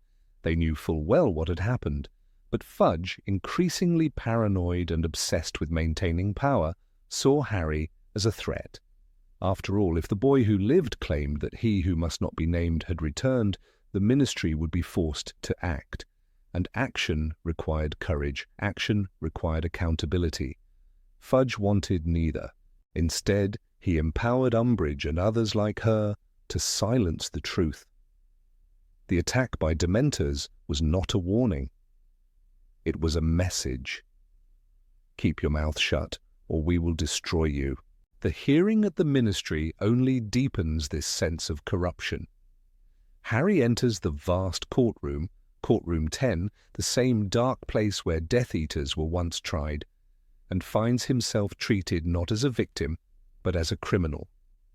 The full Wizengamot is present, an intimidating circle of robes and cold stares. The tone is accusatory from the start. "You performed the Patronus charm in the presence of a Muggle," intones Madame Bones. "You are aware this is a serious offence?" Harry tries to explain. He tells them about the Dementors. He tells them how Dudley was attacked, how he had no choice. But his words fall on deaf ears. Until Dumbledore arrives. It is Dumbledore, with his usual calm thunder, who forces the room to listen. If it is true that 2 Dementors were sent into a Muggle suburb and allowed to attack a wizard and a Muggle, he says, then surely the Ministry should be investigating who gave such an order. His logic is unassailable, and yet even Dumbledore is treated with suspicion. The attack in Little Whinging is not just a plot twist, it's a turning point. It signals the beginning of the Ministry's war on truth. The fact that Umbridge, under Fudge's authority, could manipulate such a dangerous event shows the extent to which the government had rotted from within. Power had overtaken principle. Politics had silenced protection. The repercussions of this moment ripple throughout the book. Harry is increasingly isolated, not just from the wizarding world, but from his own friends. Many believe the Ministry's version of events. After all, Who wants to believe that Voldemort has returned? Lies are easier, lies are comfortable. And this lie that Harry is dangerous, unstable, attention-seeking sticks. Even at Hogwarts the whispers grow louder, students look at him sideways, teachers avoid him, the Daily Prophet paints him as a lunatic. All because of that one night in the alley, where Harry had done nothing but defend himself and his cousin. Umbridge's rise to power in Hogwarts only cements the consequences of the attack. As High Inquisitor, she rewrites the curriculum, suppresses independent thought, and punishes dissent with cruelty. Her obsession with control is absolute. She uses fear the same way Dementors do, not by attacking the body, but by consuming the spirit. Harry, meanwhile, wrestles with the trauma of the encounter. He dreams of Dementors. He relives the chill. He watches Dudley avoid eye contact and speak less. But perhaps most haunting is the knowledge that this was not an accident. It was calculated, planned, sanctioned. In a world where the lines between good and evil are often blurred, this moment cuts with startling clarity. The Ministry, the supposed bastion of order and justice, has weaponized its own tools against a child, not to protect, but to silence, not to seek truth, but to bury it. And yet it is Harry's response that defines him. Despite the betrayal, despite the fear, he refuses to be silenced. He forms Dumbledore's army. He trains others in defense. He fights back not with hatred, but with resilience. The attack that was meant to break him becomes the fire that sharpens him. In the end, the Dementor attack is not just about dark creatures or forbidden spells. It's about manipulation. It's about government overreach. It's about what happens when those in power use fear as a weapon. And it's about a boy who, despite everything, still casts his Patronus, a bright silver stag, galloping through the dark. Not because he's unafraid, but because he chooses to stand in the light. Number 23, how Snape found Harry in the forest. The snow in the forest of Dean lay thick and silent, muffling every footstep Harry Potter took. With Hermione asleep in the tent and Ron gone, the world had narrowed into white, cold stillness and hopeless wandering. Harry had grown used to that feeling, the dull ache of despair pressing down on him like the grey sky above the bare trees. But something shimmered in that desolate stillness, something unexpected, a silver light, moving like water. It was a doe, a Patronus. But not just any Patronus. This one was graceful, ethereal, impossibly familiar, like a half-remembered lullaby from childhood. It made no sound, yet Harry felt it calling to him, leading him forward. He followed, heart pounding. And at the bottom of a frozen pool, gleaming like fire through ice, lay the sword of Gryffindor. This moment, so haunting and pivotal, raised an immediate question in the minds of readers and viewers alike. How had this Patronus found him? Who sent it? And more importantly, how did that person know where Harry was? The film Harry Potter and the Deathly Hallows. Part 1 leaves this moment hanging in cinematic mystery. The Patronus appears beautiful and silent, its origin unspoken. But J.K. Rowling's novel offers more than just ethereal imagery. It offers clarity, logic, and heartbreak. In the book, the sender of the Patronus is unmistakably identified, Severus Snape. The truth is hidden in plain sight, embedded in the deeper web of secrets, loyalty, and a love that had never died. But the trail of how Snape found Harry begins not in the Forest of Dean, but in a frame on a wall, the portrait of Albus Dumbledore. After Dumbledore's death, his portrait remained in the headmaster's office at Hogwarts, just as all past headmasters did. But this was not just a painted relic. It was a sentient echo of Dumbledore's mind, capable of speech, memory, and instruction. Snape, now headmaster under Voldemort's watchful eye, could still speak to his old mentor. And Dumbledore's guidance did not end with his death.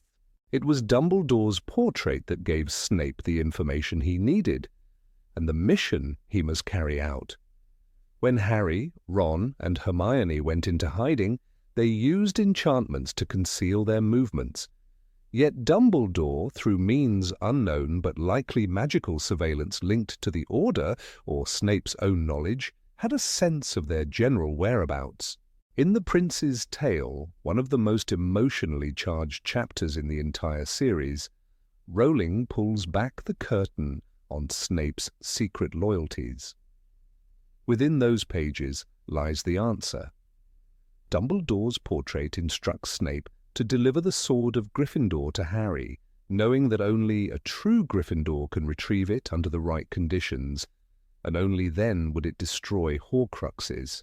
But the sword of Gryffindor, Dumbledore's portrait tells Snape, is impregnated with basilisk venom, and only that can destroy the Horcruxes. You must give it to Harry.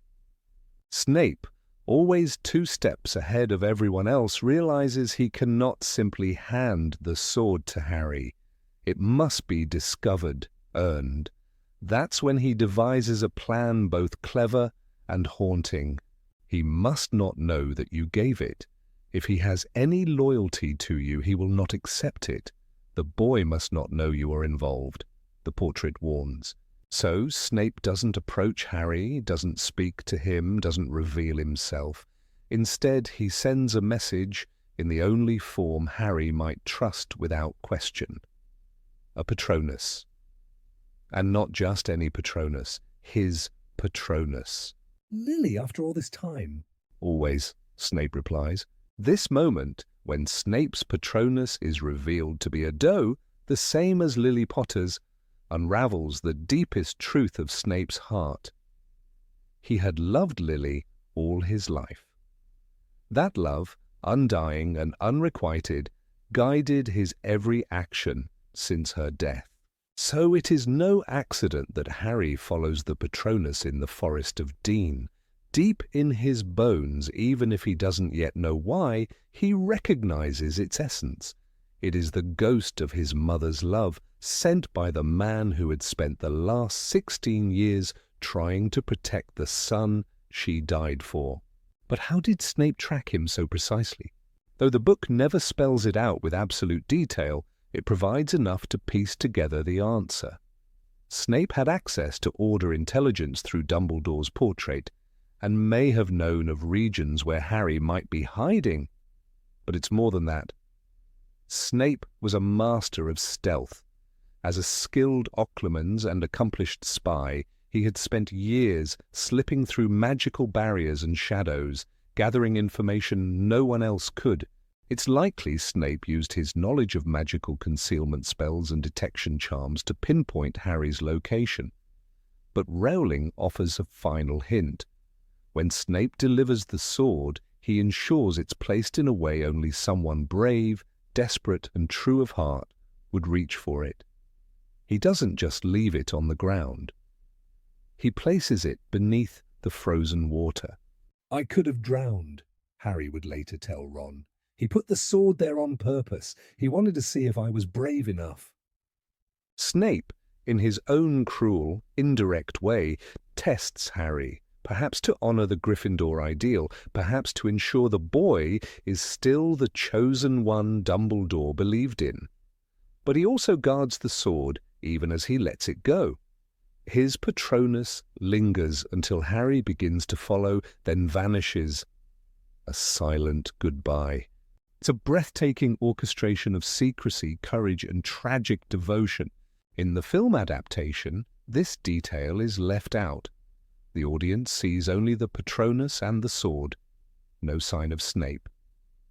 It isn't until Part 2 that the truth of Snape's involvement is revealed through his memories. But by omitting the role of Dumbledore's portrait and the full context of the mission, the film loses the elegance of Snape's plan and the heartbreak of its execution. It's in the pages of the book where the full gravity of the moment is restored. Rowling doesn't write Snape as a simple hero or villain. His methods are often cold, his words cruel, his choices shrouded in ambiguity. But in the Forest of Dean, his actions shine. In that one gesture, a silver doe in the night, Snape speaks volumes. He cannot speak to Harry directly, he cannot apologize for the years of bitterness and silence, but he can guide him. He can give him the tool to fight, and he can do it in Lily's name. The Forest of Dean is not just a place on a map. It is the crucible where Snape's secret loyalty is made manifest. A place where the line between love and duty, between past and present, collapses into a single, shimmering figure. A doe. Snape's Patronus doesn't only reveal where Harry must go, it reveals who Snape truly is. Even now, readers debate Snape's motives, his methods, his morality. But in this one act, finding Harry in a forest blanketed in snow and offering him the means to destroy evil, Snape's complexity becomes his redemption. Because it wasn't just magic that led him to Harry. It was a promise, a broken heart, a portrait on a wall, and a silver light in the dark. Number 24. Why Hermione fought for elf rights. In her 4th year at Hogwarts, Hermione Granger experienced a turning point that forever altered the course of her moral compass. It began not with a textbook or a classroom debate, but with a moment of quiet injustice, a scene that most of her peers overlooked. When Winky, the devoted house elf of Barty Crouch Sr., was dismissed at the Quidditch World Cup, Hermione saw something that others ignored. Winky's despair wasn't just emotional, it was existential. Her identity had been ripped from her for a crime she did not commit. While Ron dismissed Winky's sobs and Harry looked away uncomfortably, Hermione couldn't unsee the cruelty masked as tradition. That moment haunted her.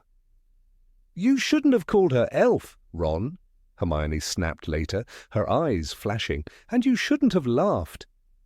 Her indignation wasn't performative. It was raw, rising from a place deep within her, a space reserved for truth and justice. Unlike others, she saw house elves not as magical servants, but as enslaved beings, robbed of choice, dignity, and recognition. It was then that the seeds of the Society for the Promotion of Elfish Welfare, SPEW, or as it appears in the original Russian, GA, took root. Returning to Hogwarts, Hermione didn't let the matter rest. She began investigating the conditions of house elves at the school. What she discovered horrified her. There were over 100 elves working in the kitchens, cleaning dormitories, polishing trophies, all without pay, without rights, without even the possibility of freedom unless granted by their masters. "That's slavery," she declared during a conversation in the Gryffindor common room, her fists clenched. "That's not just outdated, that's evil." Ron scoffed, of course.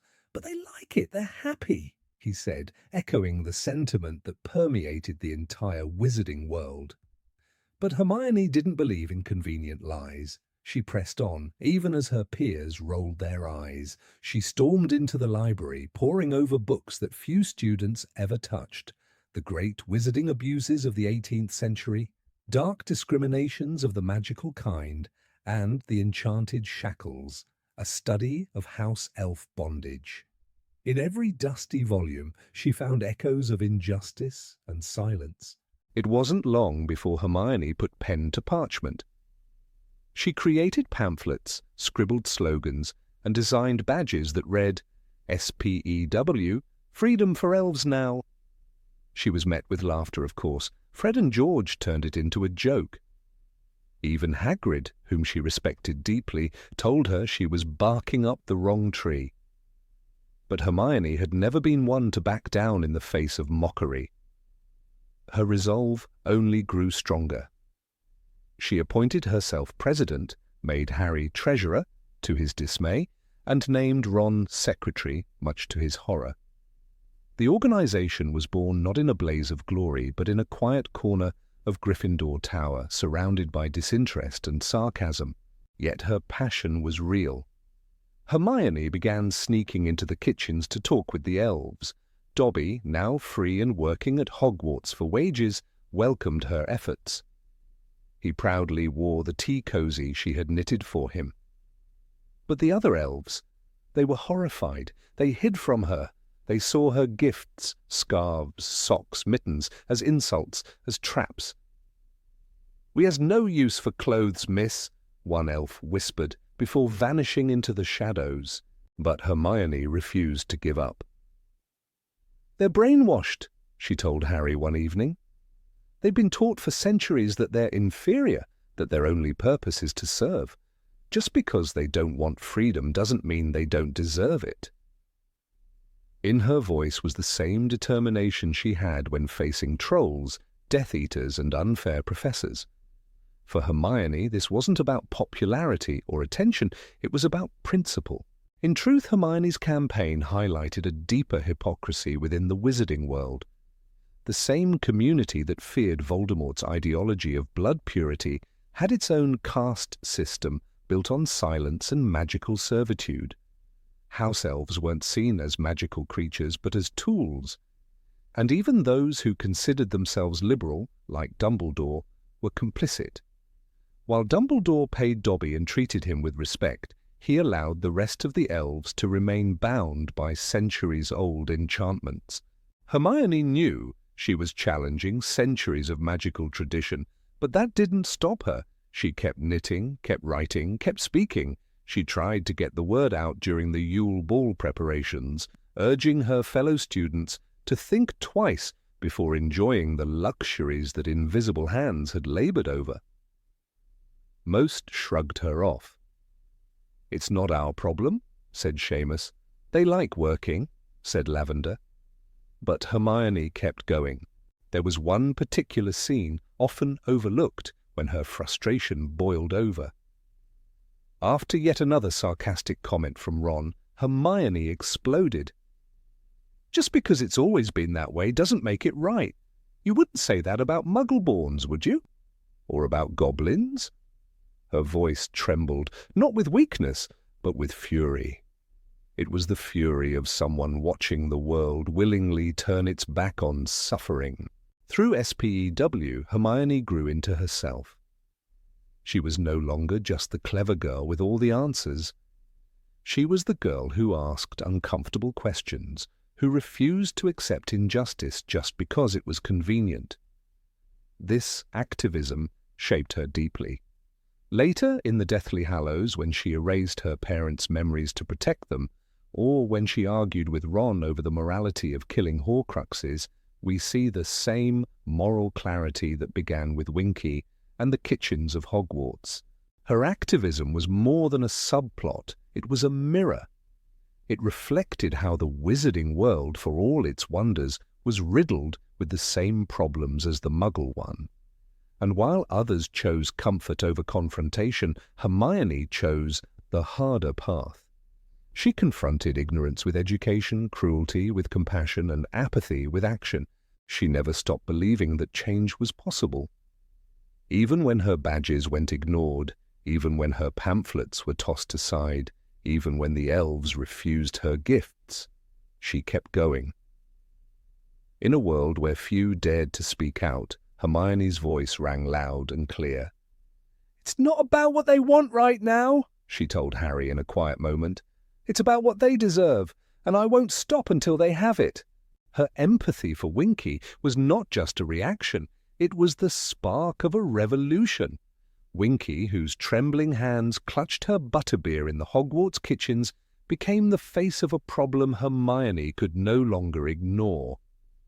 In a conversation with Dobby, Hermione said, "You're the only one who understands what I'm trying to do." Dobby, with wide eyes and trembling ears, nodded. "Hermione Granger is a great witch," he said, voice full of adoration. "Dobby will help," and help he did. Dobby's friendship gave Hermione strength when others mocked her. Their bond became a quiet symbol of resistance.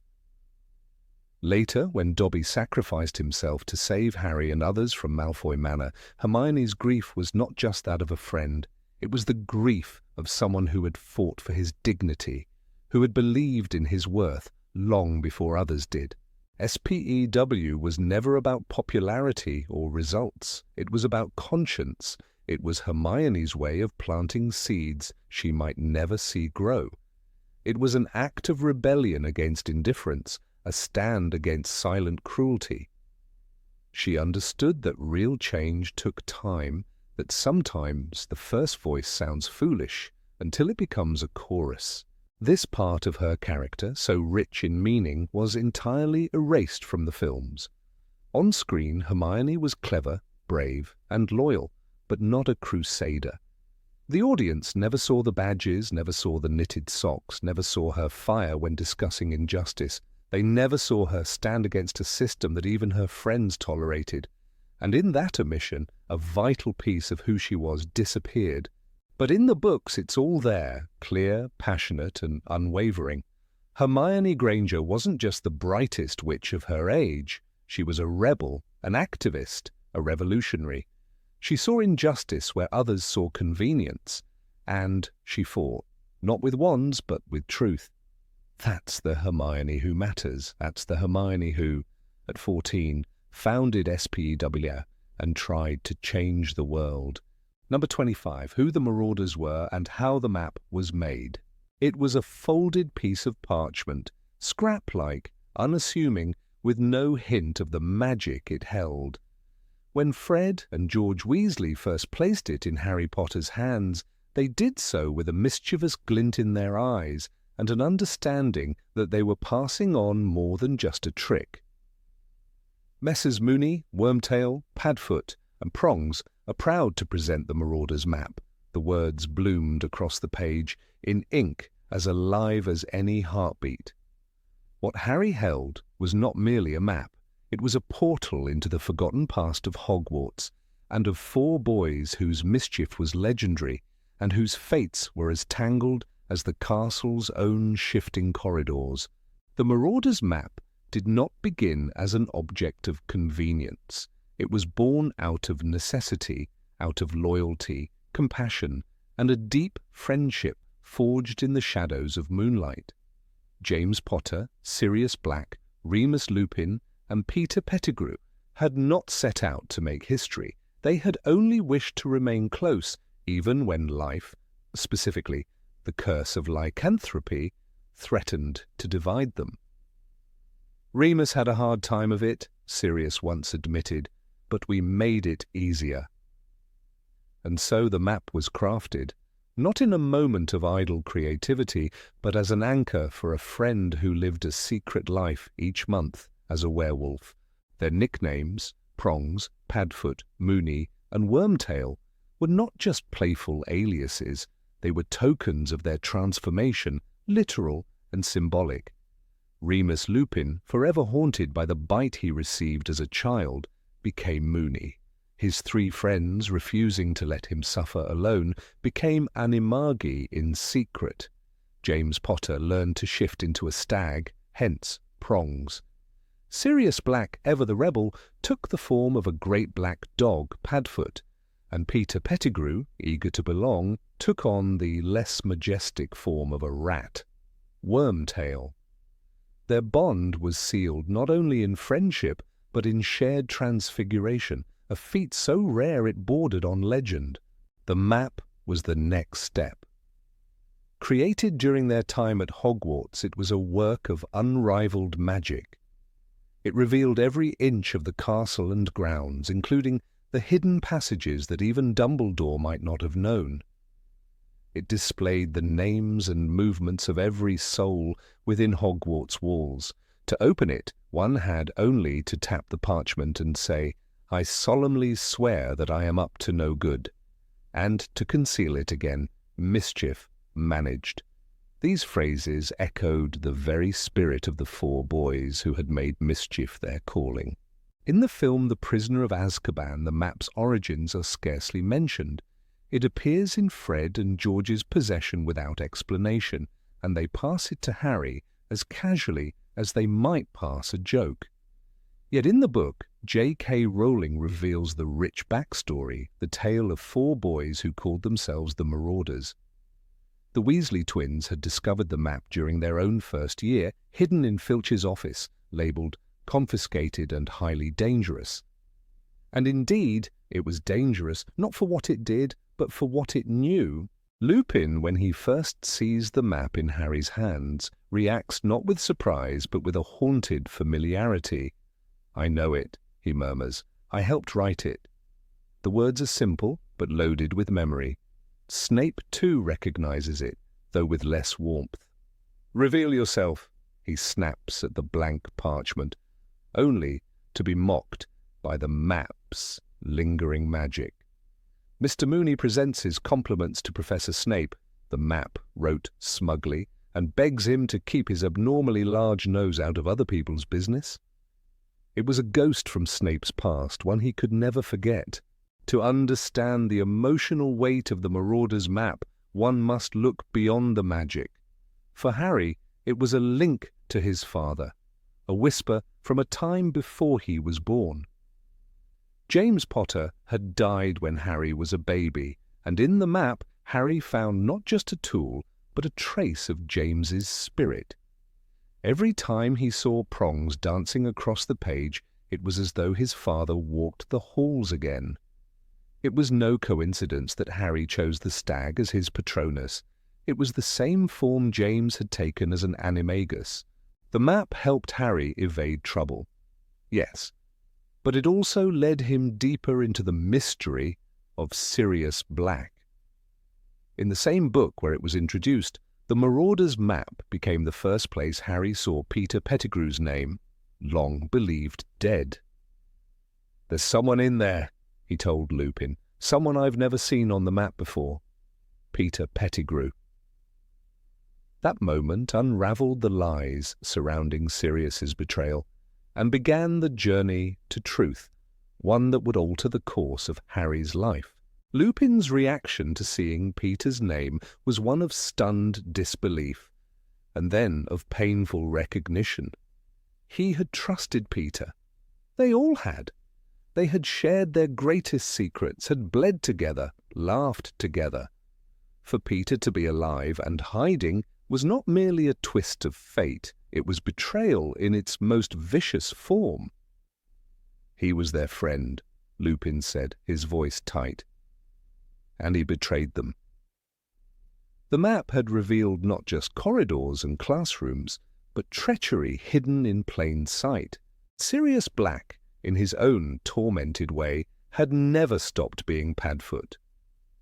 After 12 years in Azkaban, falsely imprisoned for crimes he did not commit, he escaped not to flee but to find Peter. The map, though not in his possession, was the key to uncovering the truth. It held the evidence that exonerated him, even as the Ministry hunted him. "I would have died rather than betray your parents," Sirius told Harry, with fire in his voice. And Peter should have died too. What the map gave Harry was more than utility. It was connection. It was the legacy of 4 boys who had defied rules and invented spells, who had loved each other fiercely and fallen tragically. Harry, orphaned and often alone, found comfort in their story. They had been students like him, navigating the same corridors, getting into the same trouble, but also building something greater. The map was not just a prank, it was a testament to friendship, ingenuity, and, ultimately, loss. Every inch of the Marauders Map had been enchanted manually. There were spells for revealing movement, for tracking identity, for concealing itself from professors and prying eyes. Some parts of the map had to be updated continuously as Hogwarts's staircases changed. The boys had worked on it in secret, testing charms late into the night. It wasn't just brilliant magic, it was revolutionary. "I don't think even Dumbledore knows about all these passages," Fred had said, staring at the map in awe. Snape's hatred of the map came from history.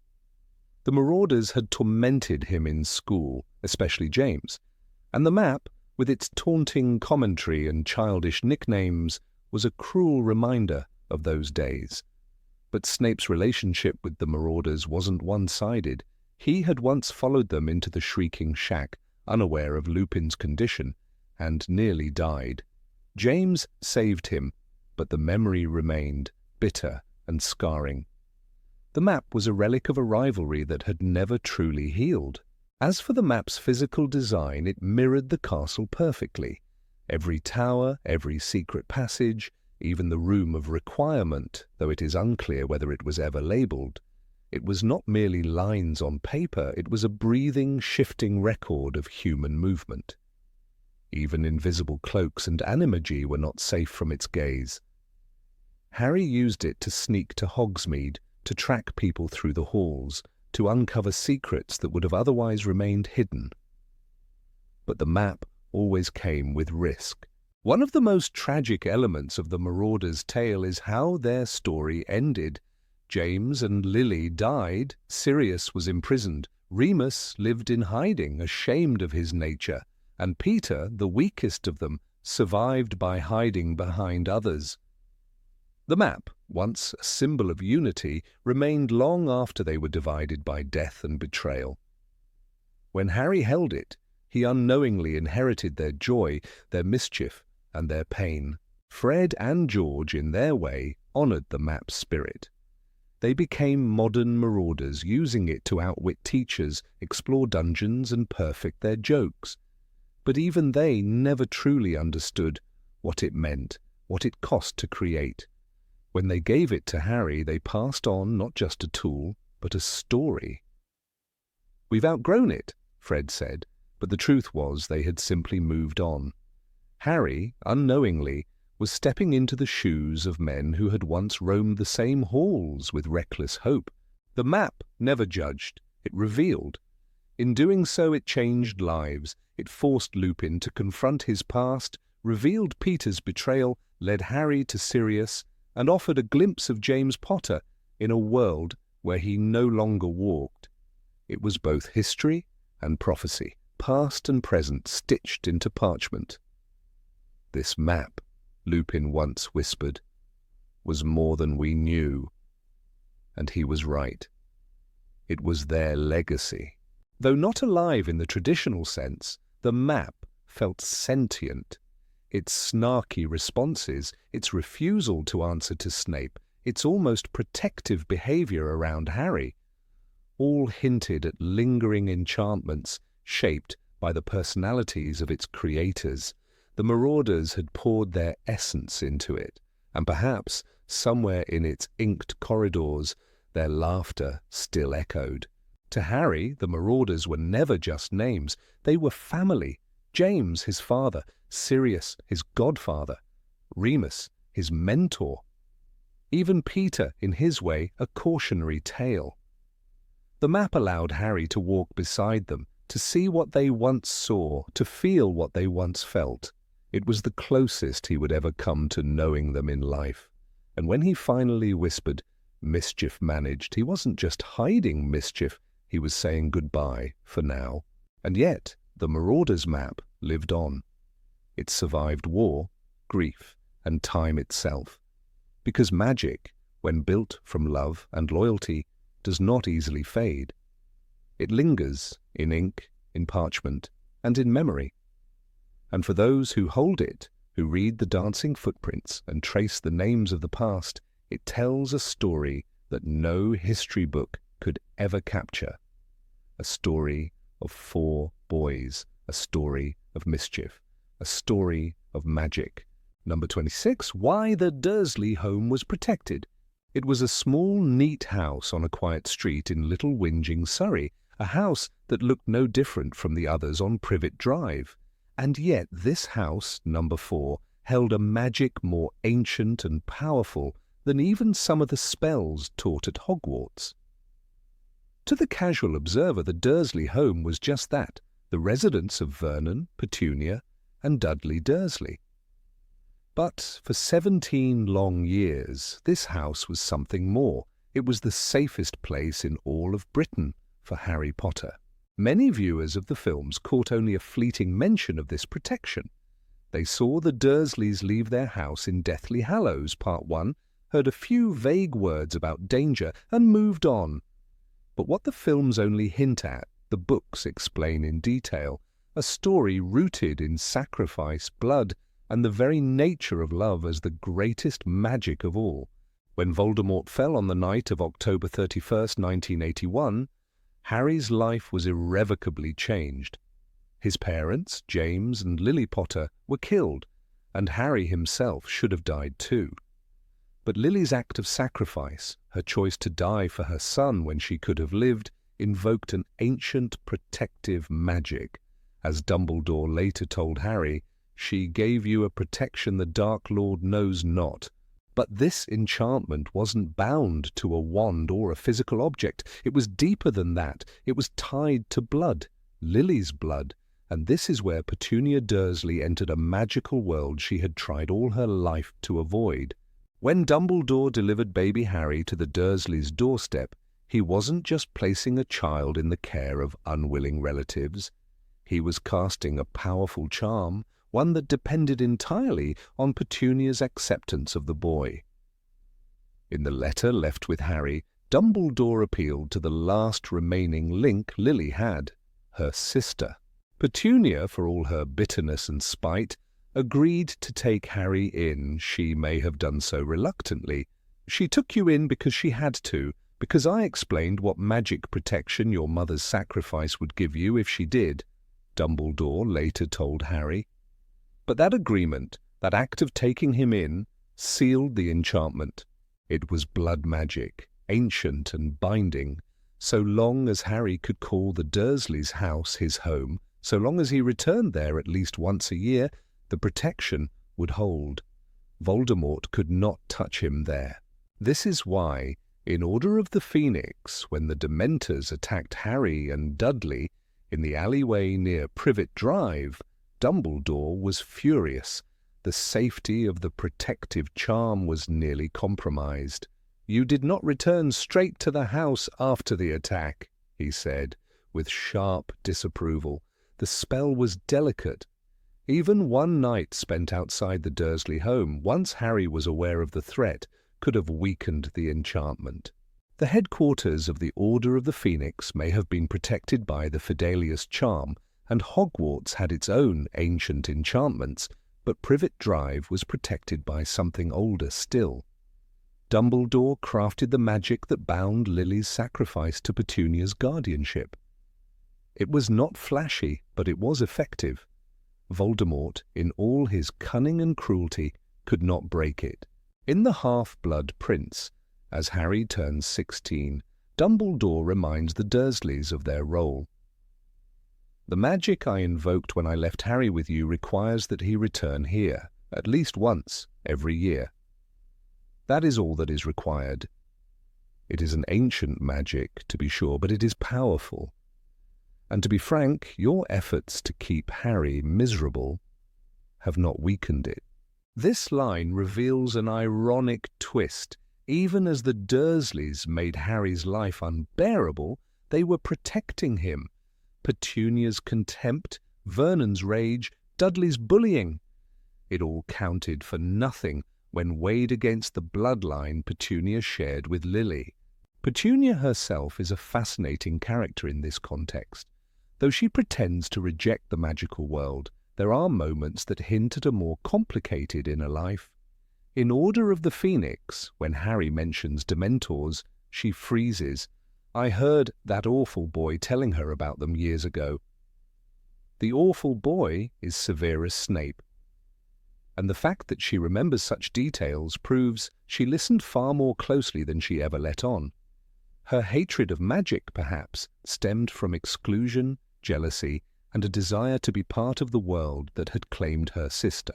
The films failed to explore this tension, but the books show that Petunia was more than just a cruel aunt. She was the final anchor of a charm that defied Voldemort's reach for years. Without her, Harry would have been vulnerable long before he came of age. In Deathly Hallows, the moment arrives when the spell will end. Dumbledore had explained to Harry, "As long as you can still call home the place where your mother's blood dwells, there you cannot be touched or harmed by Voldemort." But this protection, he warned, would expire when Harry turned 17. This is why, at the beginning of Deathly Hallows, the Dursleys are evacuated from their home, not out of love or loyalty, but because their connection to Harry had put them in danger. When Harry came of age, the spell would break, and the magical shield around the house would fall. Once you are 17, the enchantment breaks and the charm will no longer protect you. The magical protection that flows in your mother's blood, her sacrifice, will no longer shield you once you are a man in the eyes of the magical world, Dumbledore had explained. What's more poignant is that, even then, there was a flicker of humanity between Harry and the Dursleys. In a deleted scene from the film and a more tender moment in the book, Dudley shakes Harry's hand. "I don't think you're a waste of space," he says, awkwardly. "It's not much, but it shows that the years spent under the same roof forged something real." That roof was not just protection against storms, but against darkness incarnate. Voldemort could never breach it. Not through spells, not through proxies. He was locked out by a love he couldn't understand. To have been loved so deeply, even though the person who loved us is gone, will give us some protection forever, Dumbledore said once. That line echoes the core of the enchantment. Some may wonder, why didn't Voldemort simply attack the Dursleys themselves to draw Harry out? The truth is, he couldn't get close.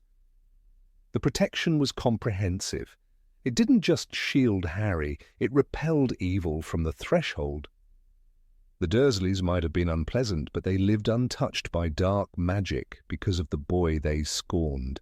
And it was Dumbledore's foresight that made it so. He saw that Harry needed time to grow, to understand, to mature. Without that protection, the war might have ended before it began. Harry would never have reached Hogwarts. He would never have met Ron or Hermione. The boy who lived would have been the boy who died young. So each summer, like clockwork, Harry returned to Privet Drive. He hated it. The isolation, the insults, the cupboard under the stairs, it was all unbearable. But it kept him alive, even as he fought Voldemort in his dreams, even as his scar burned, he remained untouchable while under that roof. The charm was absolute. But it was also fragile. In Order of the Phoenix, Dumbledore ensures that Harry is escorted safely back to Privet Drive by members of the Order. Even Mundungus Fletcher, for all his faults, understands the gravity of the task. "You know who can't touch you there," he mutters. It wasn't until the summer before his 17th birthday that Harry truly appreciated what had been done. He watched the Dursleys drive away under protection, aware that their lives were no longer safe, and he stood in the quiet house, knowing it would never be his home again. As he left, the spell died, like a breath held too long. The house remained, but its magic was gone. What protected Privet Drive wasn't just Dumbledore's cleverness. It was Lily's love, sealed in Petunia's reluctant care and sustained by Harry's presence. A chain of sacrifice, blood, and belonging. In the end, the house that never welcomed him was the house that saved him. And while Voldemort searched the world for immortality, he was defeated year after year by the unbreakable force of a mother's final act. Number 27. Why Snape's memories changed everything. When Harry knelt beside Severus Snape in the shrieking shack, blood seeping from the man's neck, and the flickering firelight casting strange shadows across his pale face, he saw only an enemy. A man whose hatred for him had never dimmed. A man who had insulted his father, tormented his friends, and darkened every corner of Hogwarts with his cold presence. But when Snape, barely clinging to life, whispered, Take it. Take it. And gave Harry his final memories. Everything changed. Inside the pensieve, time bent. The walls of the headmaster's office dissolved, and Harry plunged into another man's life. He saw Severus as a small boy, hiding behind bushes in a run-down playground, his eyes fixed on a little girl with red hair. Lily. The girl who would become Harry's mother. The boy who had once loved her before James Potter, before Hogwarts, before everything went wrong. Harry saw them as children, saw Lily's laughter, saw Snape's desperate attempts to impress her with magic. This was not the cold professor he had known. This was a lonely, awkward boy who found his only joy in her company. Harry witnessed the growing divide between them, Snape's fascination with the dark arts, his association with Slytherins like Mulciber and Avery, and the pain it caused Lily. When he called her mudblood, in a moment of rage and shame, the relationship shattered. "I'm sorry," Snape said in the memory, but Lily's face was already turning away. "You've chosen your way, Severus," she told him. That sentence lingered in Harry's mind like a curse, but the worst revelation came later. Snape, still loyal to Voldemort, had overheard the prophecy that led to Harry's parents' deaths. In Dumbledore's memory, Harry saw a younger, panicked Snape begging, pleading with the headmaster to hide Lily Potter. "Hide them all, then! Hide them all! I beg you!" Snape's voice cracked with genuine desperation. But it hadn't been enough. Lily died. And from that moment on, Snape was a broken man. Harry watched Snape fall to his knees in front of the body of the woman he had loved, sobbing beside her lifeless form. "You disgust me," Dumbledore had once told him. "You do not care for the boy at all, do you?" And Snape's answer, curt, trembling, and unforgettable, was, "He has her eyes." It was in that moment that Harry understood. Snape had not protected him for his sake. He had done it for Lily, because in Harry's green eyes lived the only part of her that remained. The memories continued, Snape becoming Dumbledore's most loyal agent, Snape agreeing to protect Harry not out of love but out of atonement, guilt, and a love so deep it twisted him. He became a double agent, fooling Voldemort himself, living a life of lies and shadows. When Dumbledore was cursed by the Horcrux ring, Snape was the only one who could contain the magic for a time. And when the headmaster asked him to end his life when the time came, to spare Draco Malfoy's soul and keep Voldemort's trust, Snape agreed. Harry could hardly breathe when he saw Snape conjure the silver doe Patronus. It glided through the forest like a whisper of memory. "Lily, after all this time?" Dumbledore had asked, stunned, and Snape, his voice steady and soft, replied, "Always." That one word destroyed the years of hatred Harry had harboured. Always. Not once had Snape wavered. Not even in death. He had guarded Harry from Quirrell's curse, even though Harry thought he was trying to kill him. He had tried to stop Sirius and Lupin from harming Harry, despite his own history with them. He had bled and suffered and endured ridicule, all to keep Harry alive, not for gratitude, not for fame, but for love. A love that had died long ago and yet still burned in his heart every single day. The final pieces fell into place when Harry saw how deeply Snape had suffered in silence. He had been hated by students, mistrusted by colleagues, and loathed by the very boy he had sworn to protect. And yet he had never broken his vow. Even when Dumbledore died and Voldemort ruled, Snape remained true. He led Hogwarts with cruelty, but in secret he helped Neville, protected the students, and sent the sword of Gryffindor to Harry in the forest. That sword, the very object that saved Ron from drowning, had been delivered by the silver doe. And now Harry knew whose Patronus it had been. Snape's. It had been Snape all along, guiding them from the shadows, suffering the blame, taking the weight, and never asking for anything in return. When Harry returned from the Pensieve, he was no longer the same. Snape was no longer the man who had sneered at him in potions class. He was the man who had risked everything, lost everything, and kept fighting. The man who had died so Harry could live. The man who had loved his mother in silence until his last breath. That is why, years later, when Harry stood at King's Cross Station with Ginny and their children, he named his youngest son Albus Severus Potter. The name shocked many, but when his son hesitated about being sorted into Slytherin, Harry knelt beside him and whispered, "You were named for 2 headmasters of Hogwarts.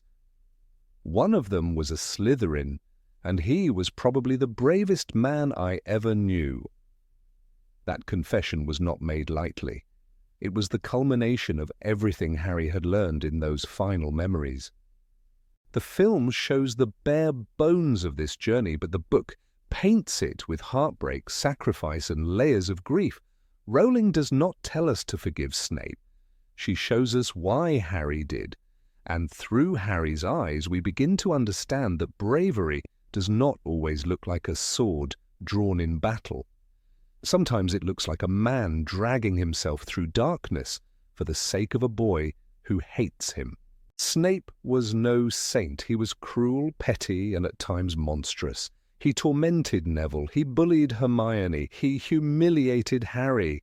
But under all that bitterness lived a man who had made the hardest choice, to live a life of service, not to a cause, but to a memory. To the ghost of a girl who once smiled at him in a playground. Harry could never erase the years of pain Snape caused, but he could honor the years of sacrifice. And so he did, quietly, solemnly, by giving his son the name of a man who walked a razor's edge between light and darkness. A man who had no friends, no family, no praise, only duty. Snape's tragedy lies in his isolation. No one knew the full truth until it was too late.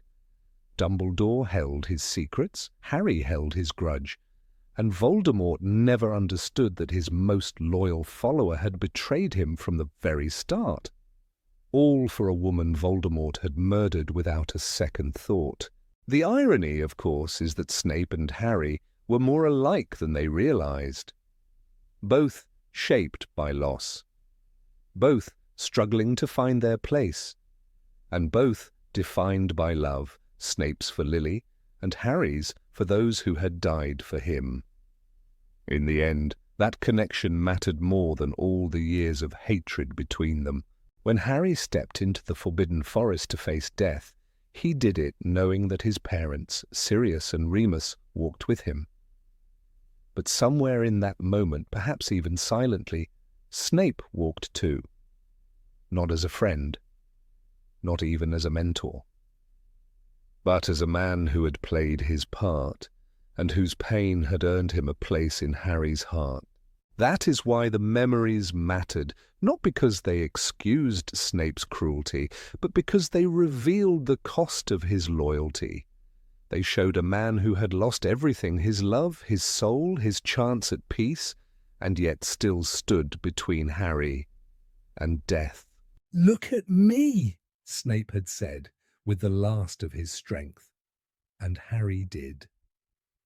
And in that final gaze, filled with pain and love and everything unspoken, Harry saw not a monster, but a man, and he remembered. Number 28. Why Voldemort couldn't master the Elder Wand. The final confrontation between Harry Potter and Lord Voldemort is one of the most iconic moments in both the films and the books. But in Harry Potter and the Deathly Hallows, Part 2, the moment when the Elder Wand refuses to obey Voldemort and ultimately leads to his downfall is depicted with cinematic flair but minimal explanation. In the film, the audience sees the wand fly into Harry's hand, but the reason behind this betrayal is left vague, perhaps even confusing, for those who hadn't read the books. In J.K. Rowling's novel, however, this moment is not just a twist of fate or magic. It is the carefully constructed climax of a long and deeply symbolic journey, a result of ancient wand lore, and a legacy of power and loyalty passed down not by blood, but by conquest. To understand why Voldemort could not control the Elder Wand, one must first understand how the wand itself chooses its allegiance. The Elder Wand, or the Death Stick as it was once called, is no ordinary wand. It is the most powerful wand ever created, one of the legendary Deathly Hallows, and its loyalty is won not by simple ownership, but through the act of disarming or defeating its previous master. As Ollivander the Wandmaker explains in Harry Potter and the Half-Blood Prince, the wand chooses the wizard, and in the case of the Elder Wand, it chooses the victor. When Voldemort kills Severus Snape in the Shrieking Shack, he believes he is claiming the wand's allegiance. His reasoning is simple and logical. Snape killed Dumbledore, therefore Snape must be the wand's current master. By killing Snape, Voldemort believes he is removing the last obstacle to the wand's full cooperation. But Voldemort, for all his cunning and ruthlessness, does not truly understand wand lore. His arrogance blinds him to the nuances of magical tradition and the subtle complexities of loyalty. He believes control comes only through murder, and so he kills Snape without ever questioning the chain of events that preceded Dumbledore's death. The truth, as Harry learns through a mixture of personal insight and deep magical understanding, is far more intricate. In Deathly Hallows, Harry confronts Voldemort with the real story. "You're wrong," Harry says. "Snape never beat Dumbledore. He killed him, yes, but it wasn't a defeat. Dumbledore had planned his death with Snape." The headmaster, already dying from the curse of the Horcrux ring, had asked Snape to end his life on his own terms, to spare Draco Malfoy from committing murder, and to cement Snape's cover within the Death Eaters. There was no duel, no conquest. The wand did not recognize Snape as its new master.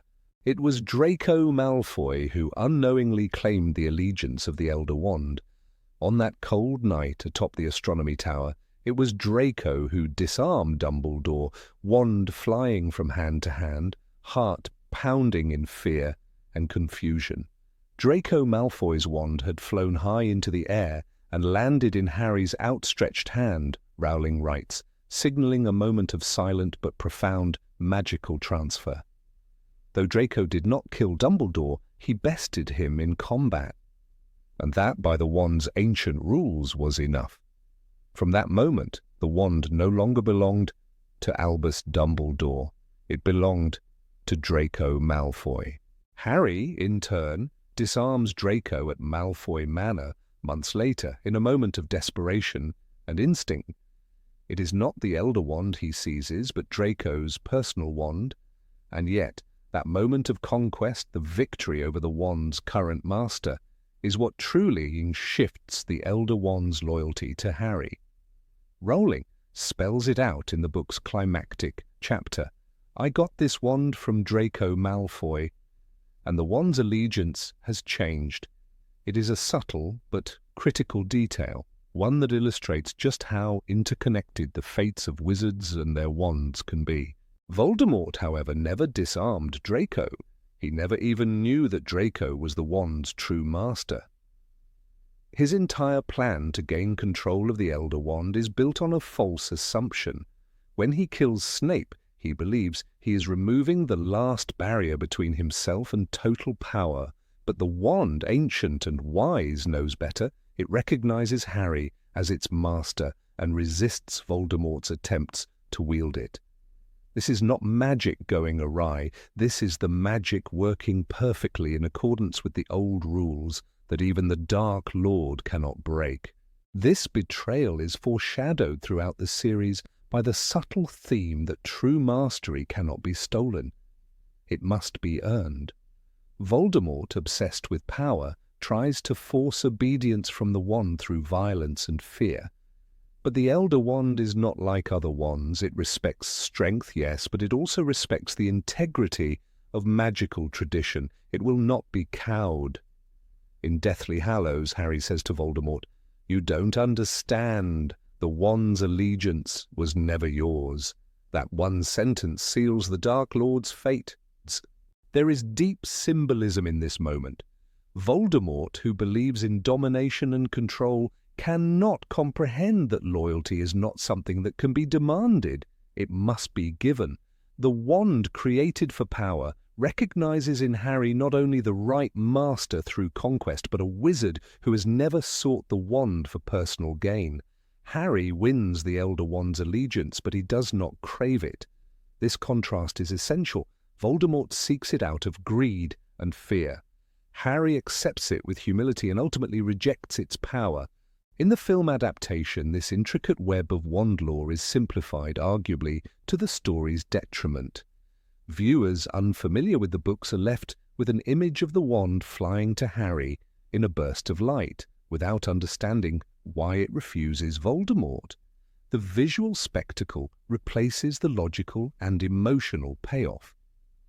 The moment lacks the explanation that makes it meaningful, that Voldemort loses not because Harry is stronger, but because he misunderstood the very nature of the weapon he sought to master.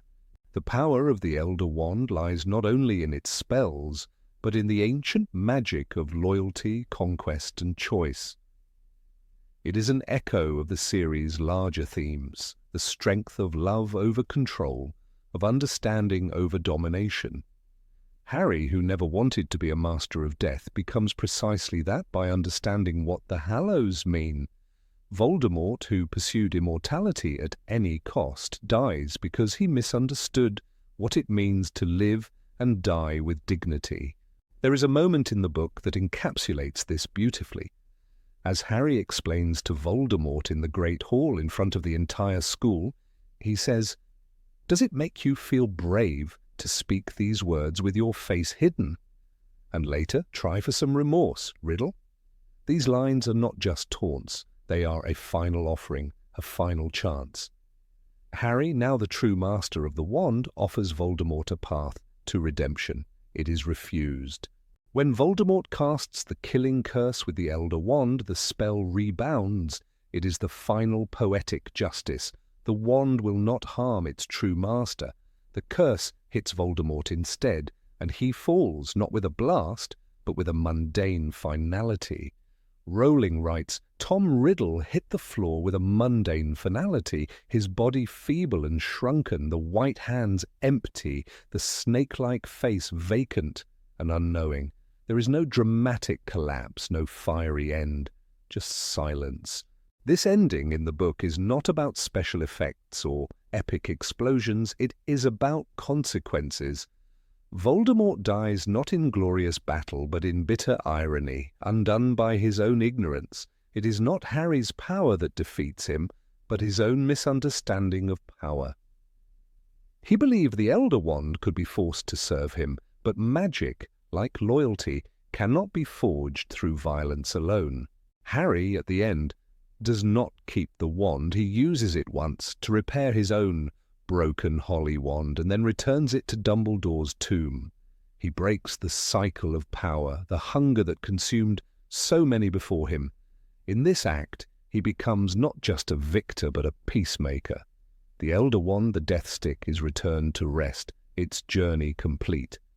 "I think we'll be all right, you know," Harry tells his friends, and for the first time in a long while, we believe him. In the end, the story of the Elder Wand is not just about which spell is stronger or which wizard is more powerful. It is about wisdom. It is about knowing that the most powerful wand in the world is still just a tool, and that the heart of the wizard who wields it matters more than the magic it can cast.